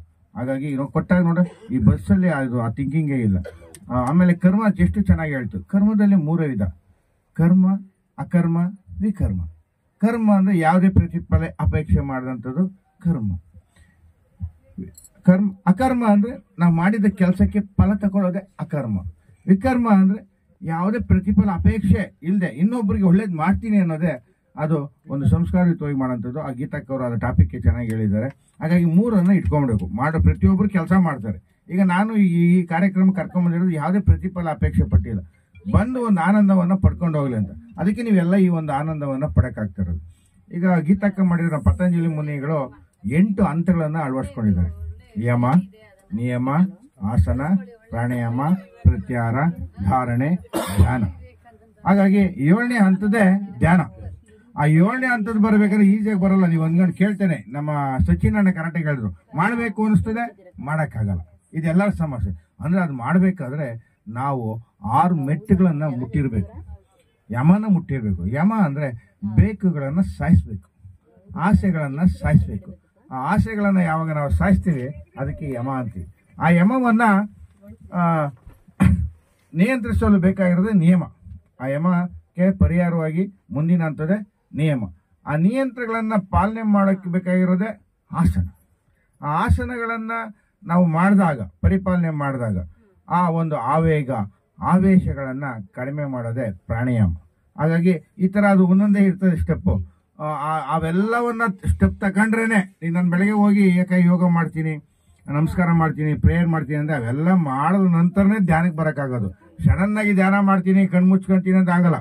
ನಮ್ಮಲ್ಲಿ 7 ಚಕ್ರಗಳಿವೆ: ಮೂಲಾಧಾರ ಚಕ್ರ, ಸ್ವಾಧಿಷ್ಠಾನ ಚಕ್ರ, ಮಣಿಪುರ ಚಕ್ರ, ಅನಾಥ ಚಕ್ರ, ವಿಶುದ್ಧ ಚಕ್ರ, ಆಗ್ನ ಚಕ್ರ, ಸಹಸ್ರ. ಅಕ್ಕ ಹೇಳ್ತಿತ್ತು ಸಹಸ್ರ ಚಕ್ರಕ್ಕೆ ಹೋಗ್ಬೇಕಂದ್ರೆ ಈ ಚಕ್ರಗಳೆಲ್ಲ ಗೆಲ್ಲಬೇಕು. ಹಾಗಾಗಿ ಈ ಒಂದು ಕಂಟೆಂಟ್ ಬರಬೇಕು. ಯಾವಾಗ ಆಡಿದ್ದೆ ಆಡ್ಕೊಂಡು ಜೋಕ್ ಕೇಳ್ಕೊಂಡು ಎಲ್ಲ ಪ್ರತಿಯೂ ಇರಬೇಕು, ಎಲ್ಲ ಸಮ್ಮಿಲನ ಇರಬೇಕು. ಆ ಒಂದು ಒಳ್ಳೆ ಅವಕಾಶ ಈ ಬಸ್ಸಲ್ಲಿ ಸಿಕ್ಕಿದೆ. ಆ ಒಂದು ಭಾವನೆಯಿಂದ ನಾವೆಲ್ಲ ಬಂದಿದ್ದೀವಿ. ಇನ್ನೂ ನಮಗೆ ಅವಕಾಶ 4-5 ದಿನ ಇದೆ. ಅದನ್ನು, ಆ ರುಚಿಯನ್ನು, ಆ ಸಿಹಿಯನ್ನು ನಾವು ತಿನ್ನೋದ್ರ ಜೊತೆಗೆ ಅರ್ಥ ಮಾಡೋ ಜೊತೆಗೆ ಅದನ್ನು ಹಬ್ಬಿಸ್ಬೇಕು. ಆ ನಿಯಮದಾಗ ಹೇಳ್ತಾರೆ, ದೇಹ, ಮನಸ್ಸು, ಪರಿಸರವನ್ನು ಶುಚಿಗೊಳಿಸುವುದೇ ನಿಯಮ. ನಿಯಮ ಅಂದರೆ ಫಸ್ಟ್ ನಮ್ಮ ದೇಹನ ಶುಚಿಗೊಳಿಸ್ಬೇಕು. ದೇಹ ಶುಚಿಯಾಗಿದ್ರೆ ಮನಸ್ಸು ಶುಚಿ ಆಗ್ತದೆ. ಮನಸ್ಸು ಶುಚಿ ಆದಮೇಲೆ ಈಗ ನಮ್ಮ ಗೀತಕ್ಕ ಥರ, ಈಗ ನಮ್ಮ ವರಲಕ್ಷ್ಮಿ ಅಂತ ಎಲ್ಲಾನು ರೆಡಿ ಮಾಡ್ಬೇಕು. ಬರ್ರಿ ಬರ್ರಿ ಬರ್ರಿ ಏನೈತೆ ಅಂತ ಅದು ಕೋಆಪರೇಟ್ ಮಾಡೋರು ಆಗಬೇಕು. ನಾವು ರೆಡಿ ಆದರೆ ಕೋಆಪರೇಟ್ ಮಾಡಕ್ಕೆ ಬಂದೇ ಬರ್ತಾರೆ. ಈಗ ನಾವು ಅಯ್ಯೋ ಅವ್ರು CRP ಅವರು ವಿಜಯಪುರದವರು ಇವರು ನಮ್ಮೆಲ್ಲ ಭಾವನೆ ಬರ್ಬಾರ್ದು. ನಾವು ಪಾಸಿಟಿವ್ ತಗೊಂಡ್ರೆ ನಾವು ಪಾಸಿಟಿವ್ ಬರ್ತವೆ ಅಂತ ಹೇಳ್ತಾ ಒಂದು ಒಳ್ಳೆ ಆಧ್ಯಾತ್ಮಿಕವಾದಂಥ ಜ್ಞಾನ, ಆ ಜ್ಞಾನಕ್ಕೋಸ್ಕರ ನಾವೆಲ್ಲ ಬರ್ತಾ ಇರೋದು. ಆ ಜ್ಞಾನದಲ್ಲಿ ಇರೋದೇ ಆನಂದ. ಕೊನೆಯಂಥದ್ದು ಭಗವಂತನೊಬ್ಬನೇ ರುಚಿ ಅಂತ ಅವನ ಜೊತೆ ಲೀನ ಆಗ್ಬಿಟ್ರೆ ಅದೇ ಸಮಾಧಿ. ಆ ಸಮಾಧಿ ಸ್ಥಿತಿಗೆ ಹೋಗೋದಕ್ಕೆ ಇದನ್ನೆಲ್ಲವನ್ನ ತರೋಂಥದ್ದು. ಇದ್ರ ಮೂಲ ಕಾನ್ಸೆಪ್ಟ್ ಅಷ್ಟೇ. ಫಸ್ಟೇ ಸಮಾಧಿ ದೇವ್ರಿಗೆ ಹೋಗೋದ್ರೆ ದೇವ್ರನ್ನ ನೋಡ್ಸಕ್ ಆಗಲ್ಲ. ಈ ಏಳನ್ನ ಗೆದ್ಕೊಂಬರ್ಬೇಕು. ಗೆದ್ಕೊಂಬಂದ್ರೆ ಆಗೋದು. ಯಾಕೆ ನಾನು ಹೇಳ್ತೀನಿ, ಗುರುಗಳು ಹೇಳ್ತಾ ಇದ್ರು ನನ್ನ ಮಕ್ಕಳ ಬಗ್ಗೆ. ಈಗ ನನ್ನ ಮಕ್ಕಳು ಇವತ್ತೇನಾದ್ರೂ ಆ JEಯಲ್ಲಿ 99.75% ಅವ್ನು ತೆಗಿಬೇಕಂದ್ರೆ ಅವನು ಈ ಆಧ್ಯಾತ್ಮಿಕ ಜ್ಞಾನದಲ್ಲಿ ಇದ್ದಿದ್ದಾಗ ಮಾತ್ರ ಸಾಧ್ಯ. ಅದೊಂದು ಮಿರಾಕಲ್, ಸುಮ್ಮನೆ ಅಲ್ಲ. ಇವತ್ತು ಅವನು ಇರೋ ಜಗತ್ತಿಗೆ ಅವನು ಏನೋ ಒಂದು ಕೊಡ್ಬೇಕಂದ್ರೆ ಅವನು ಈ ಒಂದು ತಪಸ್ಸಲ್ಲಿ ಇದ್ದಾನೆ. ಅವನು ಆ ತಪಸ್ಸು ಬರೋದಕ್ಕೆ ಕಾರಣ ಈ ಯೋಗ. ಯಾಕೆ ನಾನು ಅಶ್ವತ್ಥಪ್ಪ ಗುರೂಜಿ ಕರೆಕ್ಟಾಗಿ ಹೇಳೋದು, ಅವ್ರದ್ದು ಒಂದು ಫೋನ್ ಕಾಂಟ್ಯಾಕ್ಟ್ ಬಂತು ಅಂದ್ರೆ ಫಸ್ಟ್ ಅಲ್ಲಿ ಇರ್ತೀನಿ. ಯಾಕಂದ್ರೆ ನನ್ಗೆ ಅದು ಆರೋಗ್ಯವಾಗಿ, ಆನಂದವಾಗಿ, ಆರ್ಥಿಕವಾಗಿ ನಾವು ಸಬಲೀಕರಣ ಆಗಿದ್ದೀವಿ. ಆ ಧ್ಯಾನದಲ್ಲಿ ಇದ್ದಾಗ ಮಾತ್ರ ಸಾಧ್ಯ, ಪಾಸಿಟಿವ್ ಸಾಧ್ಯ ಅಂತ ಹೇಳ್ತಾ ಮಾತಾಡಕ್ಕೆ ಅವಕಾಶ ಕೊಟ್ಟ ನಿಮ್ಮೆಲ್ಲರಿಗೂ ಧನ್ಯವಾದಗಳು. ನಾನು ಸುಮಾರು ಒಂದು 3 ವರ್ಷಗಳಿಂದ ನನಗೆ ಗೀತಾ ಮೇಡಮ್ ಪರಿಚಯ ಇದೆ. ಅಂದ್ರೆ ನಾವಿಬ್ರು ಒಂದು ಬೆಂಗಳೂರು ರೂರಲ್ ಡಯಟ್ ಅಲ್ಲಿ RPಗಳಾಗಿ ಅಲ್ಲೊಂದು ಟ್ರೈನಿಂಗ್ ತಗೋತೀವಿ. ಅಲ್ಲಿಂದಾನೇ ಮೇಡಮ್ ನನಗೆ ಪರಿಚಯ ಇದ್ದಾರೆ. ಹಾಗಾಗಿ ಇಲ್ಲಿ ಏನ್ ವಿಷಯ ಈಗ ಬಂತು, 3 ವರ್ಷಗಳ ಹಿಂದೆನೆ ಇಷ್ಟೊಂದು ಬೋಧನೆ ಮಾಡ್ಬಿಟ್ಟಿದ್ದಾರೆ ಅವರು. ಒಂದು ಬಸ್ಸಲ್ಲಿ, ಒಂದು ಟ್ರಾವೆಲ್ ಅಲ್ಲಿ ಇಷ್ಟು ಬೋಧನೆ ನನಗೆ ಆಗ್ಲೇ 3 ವರ್ಷಗಳಿಂದನೇ ಸಿಕ್ಕಿದೆ ಅವ್ರ ಕಡೆಯಿಂದ. ನಿಜಕ್ಕೂ ಅವ್ರು ಹೇಳಿದಂತಹ ಒಂದು ಏನ್ ಹೇಳಿದ್ರು ಒಂದು ಧ್ಯಾನದ ಬಗ್ಗೆ, ಅದೆಲ್ಲ ಸತ್ಯವಾದ ಮಾತು. ಆ ಒಂದು ಧ್ಯಾನ ಮಾಡ್ಬೇಕಂದ್ರೆ ಸುಮ್ಮನೆ ಮಾಡಕ್ಕಾಗೋದಿಲ್ಲ, ಅದಕ್ಕೊಬ್ಬ ಗುರು ಬೇಕು. ಅವ್ರು ಹೇಳ್ತಿದ್ರು ನನಗೆ 3 ವರ್ಷದಿಂದನೇ ಹೇಳಿದ್ರು ನನ್ಗೊಬ್ಬ ಗುರು ಸಿಕ್ಕಿದ್ರು ಅಂತ. ಖಂಡಿತ ನಮಗೂ ನಿಮ್ಗೂ ಎಲ್ಲರಿಗೂ ಅಂತ ಗುರುಗಳು ಸಿಕ್ಕಿದ್ರೆ ನಾವು ಗೀತಾ ಮೇಡಮ್ ತರ ಖಂಡಿತ ಹಾಕ್ತಿವಿ. ಅಂತ ಗುರುಗಳೇ ನಮ್ಮ ಹತ್ರ ಬರಲ್ಲ, ನಾವು ಗುರುಗಳನ್ನ ಹುಡ್ಕೊಂಡು ಹೋಗ್ಬೇಕು. ಯಾವ ತರ ಅಂದ್ರೆ ಈ ರೀತಿಯಾಗಿ ಸತ್ಸಂಗಗಳಲ್ಲಿ ಭಾಗಿಯಾಗೋದ್ರಿಂದ, ಮತ್ತೆ ಧ್ಯಾನ ಅನ್ನೋದು ಮನಸ್ಸಿನ ಆರೋಗ್ಯವನ್ನು ಕಾಪಾಡಿದ್ರೆ, ಯೋಗ ಅನ್ನೋದು ದೈಹಿಕ ಆರೋಗ್ಯವನ್ನು ಕಾಪಾಡುತ್ತೆ. ಯೋಗ ಧ್ಯಾನಗಳ ಮೂಲಕ ಮನುಷ್ಯ ಸಂಪೂರ್ಣ ಒಂದು ಜೀವನ ಶೈಲಿಯನ್ನೇ ಬದಲಾಯಿಸ್ಕೋಬಹುದು. ಅದಕ್ಕೆ ಹಲವಾರು ಸಾಕ್ಷಿ ಉದಾಹರಣೆಗಳು, ನಿದರ್ಶನಗಳು ನಮ್ಮ ಕಣ್ಣು ಮುಂದೆನೆ ಇದಾವೆ. ನಾನು ಸರ್ ಏನ್ ಹೇಳಿದ್ರು, ಅವ್ರು ಪ್ರಾಕ್ಟಿಕಲ್ ಆಗಿ ಹೇಳ್ತಾ ಇದ್ರು, ಆದ್ರೆ ಅದನ್ನ ಸಂಪೂರ್ಣವಾಗಿ ಪ್ರತಿಯೊಂದನ್ನು ಸೂಕ್ಷ್ಮವಾಗಿ ಹೇಳಿದ್ದು ನಮ್ಮ ನಾಗೇಶ್ ಸರ್ ಹೇಳ್ದಾಗೆ ಇದನ್ನೆಲ್ಲ ಮಾಡಿದ್ರೆ ಮಾತ್ರ ಧ್ಯಾನವನ್ನ ಮಾಡಕ್ಕಾಗೋದು. ಸುಮ್ಮನೆ ಕುತ್ಕೊಂಡು ಧ್ಯಾನ ಮಾಡ್ತೀವಿ ಅಂದ್ರೆ ಅದು ಸಾಧ್ಯನೇ ಇಲ್ಲ. ಇನ್ನ ಮುಂದಿನ ದಿನಗಳಲ್ಲಿ ಮೇಡಮ್ ಇಂತಹ ಒಂದು ಹೆಚ್ಚಿನ ಪ್ರವಚನಗಳು ಅವರ ಒಂದು ಯೂಟ್ಯೂಬ್ ಚಾನೆಲ್ ನ ಮೂಲಕ ಬರ್ಲಿ ಅಂತ ಹೇಳ್ಬಿಟ್ಟು ನಾವೆಲ್ಲರೂ ಆಶಿಸೋಣ. ಹಾಗೆಯೇ ಸಬ್ಸ್ಕ್ರೈಬ್ ಅನ್ನು ಸಹ ಮಾಡಿಸೋಣ, ಹೆಚ್ಚಿನದಾಗಿ ಸಬ್ಸ್ಕ್ರೈಬ್ ಅನ್ನ ಮಾಡಿಸೋಣ. ಬೆಳೆಯುವಂತವರಿಗೆ ನಾವು ಬೆಳೆಸೋಣ. ಯಾಕಂತ ಹೇಳಿದ್ರೆ ಯಾರು ಒಂದು ಉನ್ನತ ಮಟ್ಟಕ್ಕೆ ಹೋಗ್ತಾರೆ ಅವರು ತಾನು ಬೆಳೆಯೋದ್ರ ಜೊತೆಗೆ ಇತರರನ್ನು ಬೆಳೆಸ್ತಾರೆ. ಇದನ್ನು ನಾವು ಮನಸ್ಸಿನಲ್ಲಿ ಇಟ್ಕೊಳ್ಳೋಣ. ಈ ಒಂದು ಜೀವನದಲ್ಲಿ ಈಗಿನ ಒಂದು ಪ್ರಸ್ತುತ ಸಂದರ್ಭದಲ್ಲಿ KAS ಇರ್ಬೋದು, IAS ಇರ್ಬೋದು, ಇಂಥ ಗೆಜೆಟೆಡ್ ಆಫೀಸರ್ಸ್ ಎಲ್ಲನೂ ಧ್ಯಾನ ವೆರಿ ವೆರಿ ಇಂಪಾರ್ಟೆಂಟ್. ಯಾಕಂದ್ರೆ ಅವರು ಒಂದು ಕೆಲಸದ ಒಂದು ಒತ್ತಡವನ್ನು ನಿರ್ವಹಿಸಬೇಕಂದ್ರೆ ಯೋಗ ಧ್ಯಾನಗಳನ್ನು ಅವರು ಕಂಪಲ್ಸರಿ ಅಳವಡಿಸ್ಕೊಳ್ಳೇಬೇಕು. ಅಂದ್ರೆ ಬೇರೆ ಸಾಮಾನ್ಯ ಮನುಷ್ಯ ಅಳವಡಿಸ್ಕೊಳ್ಳೋಗಿಲ್ವಾ? ವಿಶಿಷ್ಟನಾಗ್ಬೇಕಾದ್ರೆ, ಸಾಧಾರಣನು ಅಸಾಧಾರಣವಂತನಾಗ್ಬೇಕಾದ್ರೆ ಇವುಗಳು ನಮ್ಮ ಒಂದು ಜೀವನ ಶೈಲಿಯಲ್ಲಿ ನಾವು ಅಳವಡಿಸಿಕೊಳ್ಳಲೇಬೇಕು. ನಮ್ಮ ನಾಗೇಶ್ ಸರನ್ನ ಸದಾ ಸಂಪರ್ಕದಲ್ಲಿಟ್ಕೊಂಡು ಅವರ ಒಂದು ಉಪದೇಶಗಳನ್ನು ಎಷ್ಟು ಚೆನ್ನಾಗಿ, ನಾನು ಈಗ ಗೀತಾ ಮೇಡಮ್ ಬಗ್ಗೆ ಹೇಳಿದೆ, ನಾಗೇಶ್ ಸರ್ ಎಷ್ಟು ಚೆನ್ನಾಗಿ ಒಂದು ಪದಗಳನ್ನೆಲ್ಲ ಪೋಣಿಸ್ತಾ ಇದ್ರು. ನಾವು ಕವಿಗಳೇ, ಬಟ್ ನಮ್ಗೆ ಇಷ್ಟೊಂದು ಇನ್ಸ್ಟಂಟ್ ಆಗಿ ಪದಗಳನ್ನ ಜೋಡಿಸಿ ಒಂದು ಕವಿತೆಯನ್ನು ರಚಿಸಲು ಸಾಧ್ಯ ಇಲ್ಲ. ಚೆನ್ನಾಗಿ ಅದ್ಭುತವಾಗಿ ಮಾತಾಡ್ತಾನೆ ಅವರು ಒಂದು ಮಾತಿನ ಚಮತ್ಕಾರದಲ್ಲೇ ಒಂದು ಸೊಗಸಾದ ಒಂದು ಕವಿತೆಯನ್ನೇ ಅಲ್ಲಿ ಮೂಡಿಸ್ತಾ ಇದ್ರು. ನಿಜಕ್ಕೂ ಇದು ಹೇಳ್ತಾರೆ, ಕವಿತೆ ಹಾಗಾಗಿ ಮೂಡೋದಿಲ್ಲ, 4 ಜನರ ಮಧ್ಯದಲ್ಲಿದ್ರೆ ಮಾತ್ರ. ಸರಿನಾ ಸರ್? 4 ಜನರ ಮಧ್ಯೆ ಹೆಚ್ಚಿನದಾಗಿ ತೊಡಸ್ಕೊಂಡಾಗ ಮಾತ್ರ ಕವಿತೆಯನ್ನು ಮೂಡೋದು ಮತ್ತೆ ವಾಗ್ಮಿಗಳ ಆಗೋದವರು. ಕರೆಕ್ಟಾ ಸರ್? ಹಾಗಾಗಿ ನಾವೆಲ್ಲರೂ ಇಂತ ಒಂದು ಏನಿದೆ ಒಂದು ಸದ್ವಚನಗಳಿರ್ಬೋದು, ಸದ್ಮಾರ್ಗಗಳಿರ್ಬೋದು, ಇವುಗಳನ್ನು ಹೆಚ್ಚಿನದಾಗಿ ಪಾಲಿಸೋಣ. ಅವ್ರ ಕಿರಿಯರಿರ್ಲಿ ಹಿರಿಯರಿರ್ಲಿ, ಮರಕ್ಕಿಂತ ಮರ ದೊಡ್ಡದು. ಅವ್ರು ಯಾರೇ ಉಪದೇಶ ಕೊಟ್ಟರು ಕೂಡ ನಾವು ಅದನ್ನ ಒಳ್ಳೆ ರೀತಿಯಲ್ಲಿ ಸ್ವೀಕರಿಸಿ ಅದನ್ನ ಅನುಷ್ಠಾನಕ್ಕೆ ನಮ್ಮ ಕೈಲಾದ ಮಟ್ಟಿಗೆ ನಾವು ತರೋಣ ಅಂತ ಹೇಳ್ತಾ ನನ್ನ ಒಂದು 2 ಮಾತುಗಳನ್ನ ಮುಗಿಸ್ತಾ ಇದ್ದೀನಿ. ಟೀಚರ್ಸ್ ಇದ್ದೀರಾ ಇಲ್ಲಿ, ಸಾವಿರಾರು ಜನ ಮಕ್ಕಳನ್ನ ಬೆಳೆಸಿರ್ತೀರಾ, ಅವರ ಏಳಿಗೆಗೆ ಸಹಕಾರ ಕೊಟ್ಟಿರ್ತೀರಾ. ನಿಮ್ಮ ಮನೆಗಳನ್ನ ಮನಸ್ಸುಗಳನ್ನ ಬದಿಗಿಟ್ಬಿಟ್ಟು ಸರ್ಕಾರದ ಮಟ್ಟದಲ್ಲಿ ಇದೆಲ್ಲ ದೊಡ್ಡ ದೊಡ್ಡ ವಿಚಾರ ಆಗಿ ಈ ತರ ಒಂದು ಇನಿಷಿಯೇಷನ್ ತಗೊಂಡು ಅವರೇ ತಗೊಂಡು ಪ್ರಾಥಮಿಕ ಶಾಲಾ ಮಟ್ಟದಿಂದಲೇ ಇದೆಲ್ಲ ಇನ್ಸ್ಟಾಲ್ ಮಾಡ್ಕೊಂಡಾಗ ಏನಾಗುತ್ತೆ, ಮಕ್ಕಳು ತುಂಬಾ ಚೆನ್ನಾಗಿ ಬೆಳೀತಾರೆ. ತುಂಬಾ ಖುಷಿ ಆಗ್ತದೆ. ಬಿಕಾಸ್ ಎಲ್ಲ ಟೀಚರ್ಸ್ ತುಂಬಾ ಸ್ಟ್ರಗಲ್ ಮಾಡಿರ್ತೀರ ನಿಮ್ಮ ಲೈಫ್ ಜರ್ನಿಯಲ್ಲಿ. ನಾವೆಲ್ಲ ನಮ್ದು ಬೇರೆ ತರ ಜರ್ನಿ. ಟೀಚರ್ಸ್ ಅಂದ್ರೆ ನಿಜವಾಗ್ಲೂ 2ನೇ ತಂದೆ ತಾಯಿ ಅಂತ ನಾವು ಹೇಳ್ತಾರೆ. ಬಹಳಷ್ಟು ಶ್ರಮ ಪಟ್ಟಿದ್ದೀರಾ, ಸ್ಟ್ರಗಲ್ ಮಾಡಿದ್ದೀರಾ. ತುಂಬಾ ಚೆನ್ನಾಗಿ ಗೀತಾ ಮಾತಾಡೋದಕ್ಕೇನೆ ಇಷ್ಟೊಂದು ವಿಚಾರಗಳ ಆಸೆ ಬಂತು. ತುಂಬಾ ಒಳ್ಳೇದು. ಆಧ್ಯಾತ್ಮಿಕ ಚಿತ್ರಗಳಿರಲಿ, ಸಕಾರಾತ್ಮಕ ಚಿತ್ರಗಳು, ಆಧ್ಯಾತ್ಮಿಕ ಚಿತ್ರ ಜೊತೆಗೆ ಸಕಾರಾತ್ಮಕ ಚಿತ್ರಗಳಿದ್ದಾಗ ಎಲ್ಲ ಬಾಡಿಯಲ್ಲಿ ಅದಷ್ಟಕ್ಕದೇ ಪಾಸಿಟಿವ್ ಎನರ್ಜಿ ಬರ್ತಾ ಇರುತ್ತೆ. ಎಲ್ರಿಗೂ ಒಳ್ಳೇದಾಗ್ಲಿ. All the best for Geeta. ಎಲ್ಲ ಒಂದು 2 ನಿಮಿಷ ಮುಗಿತದೆ. ಗೀತಾನ ನನಗೆ ಪರಿಚಯ ಇಲ್ಲದೆ ಇರೋ ಗೀತಾ, ನಾನೀಗ ಪ್ರಯಾಗ ಅಂತ ಬಂದು ನನಗೆ ಪರಿಚಯ ಆಗಿದ್ದು. ಅದು ಗೀತಾನ ನಾನು ಗೀತಾ ಅಂತ ಕರಿತಲ್ಲ, ಯಾಕಂದ್ರೆ ಇಲ್ಲಿ 2-3 ಗೀತಾ ಇರೋದ್ರೆ ನಾನು ಗೀತು ಅಂತ ಕರಿತಿದ್ದೀನಿ. ಅದು ಪ್ರೀತಿಯಿಂದ, ನನ್ನ ಪ್ರೀತಿಯಿಂದ ಗೀತು ಅಂತ ಕರಿತಿದ್ದೀನಿ. ಮೂರ್ತಿ ಚಿಕ್ಕದಾದ್ರೂ ಕೀರ್ತಿ ದೊಡ್ಡದು ಅನ್ನೋದಕ್ಕೆ ಅವಳು ಎಷ್ಟು ತಿಳ್ಕೊಂಡಿದ್ದಾಳೆ ಅಂದ್ರೆ, ನನ್ನ ವಯಸ್ಸಿಗೆ ಮೀರಿ ತಿಳ್ಕೊಂಡಿದ್ದಾಳೆ ಅವಳು. ಅವಳಿಂದ ನಾನು ಕಲಿಯೋದು ಎಷ್ಟೊಂದಿದೆ ಅಂದ್ರೆ, ಆಗ ಅರ್ಜುನಂಗೆ ಕೃಷ್ಣ ಗೀತೋಪದೇಶ ಮಾಡಿದ್ನಂತೆ. ಹಾಗೆ ನಾನು ದೊಡ್ಡವಳಾದ್ರೂ ಪರವಾಗಿಲ್ಲ, ನನಗೆ ಇವತ್ತು ಗೀತಾ ಕಡೆಯಿಂದ ಗೀತೋಪದೇಶ ಆಗಿದೆ ಅಂತ ತಿಳ್ಕೊತೀನಿ. ಯಾಕಂದ್ರೆ ಅದು ಒಂದು ಸಣ್ಣ ವಿಚಾರನೇ ಇರ್ಬೋದು. ನಾನು ಅಶ್ವಥ್ ಗುರುಜಿ ಜೊತೆ ನಾನು ಕ್ಲಾಸ್ ಮಾಡಿದ್ದೀನಿ, ಹೋಗಿದ್ದೀನಿ, ಮಾಡಿದ್ದೀನಿ, ಎಲ್ಲ ಮಾಡಿದ್ದೀನಿ. ಆದ್ರೆ ಅದನ್ನ ನಾನು ತೀರಾ ಪರ್ಸನಲ್ ಆಗಿ ತಗೊಂಡು ನಾನು ಮಾಡಕ್ ಆಗ್ತಾ ಇಲ್ಲ. ಅವಾಗ ನಾನು 15 ದಿವಸ ನಾನು ಏನ್ ಯೋಗ ಮಾಡಿದ್ದೆ, ಪ್ರತಿಯೊಂದು ಮಾಡಿದ್ದೀನಿ, ಧ್ಯಾನನೂ ಮಾಡ್ಬೇಕು ಅಂತ ಅಂತೆ. ಆದ್ರೆ ನನಗೆ ಸಂಸಾರದ ಪ್ರೆಷರ್ ಜಾಸ್ತಿ.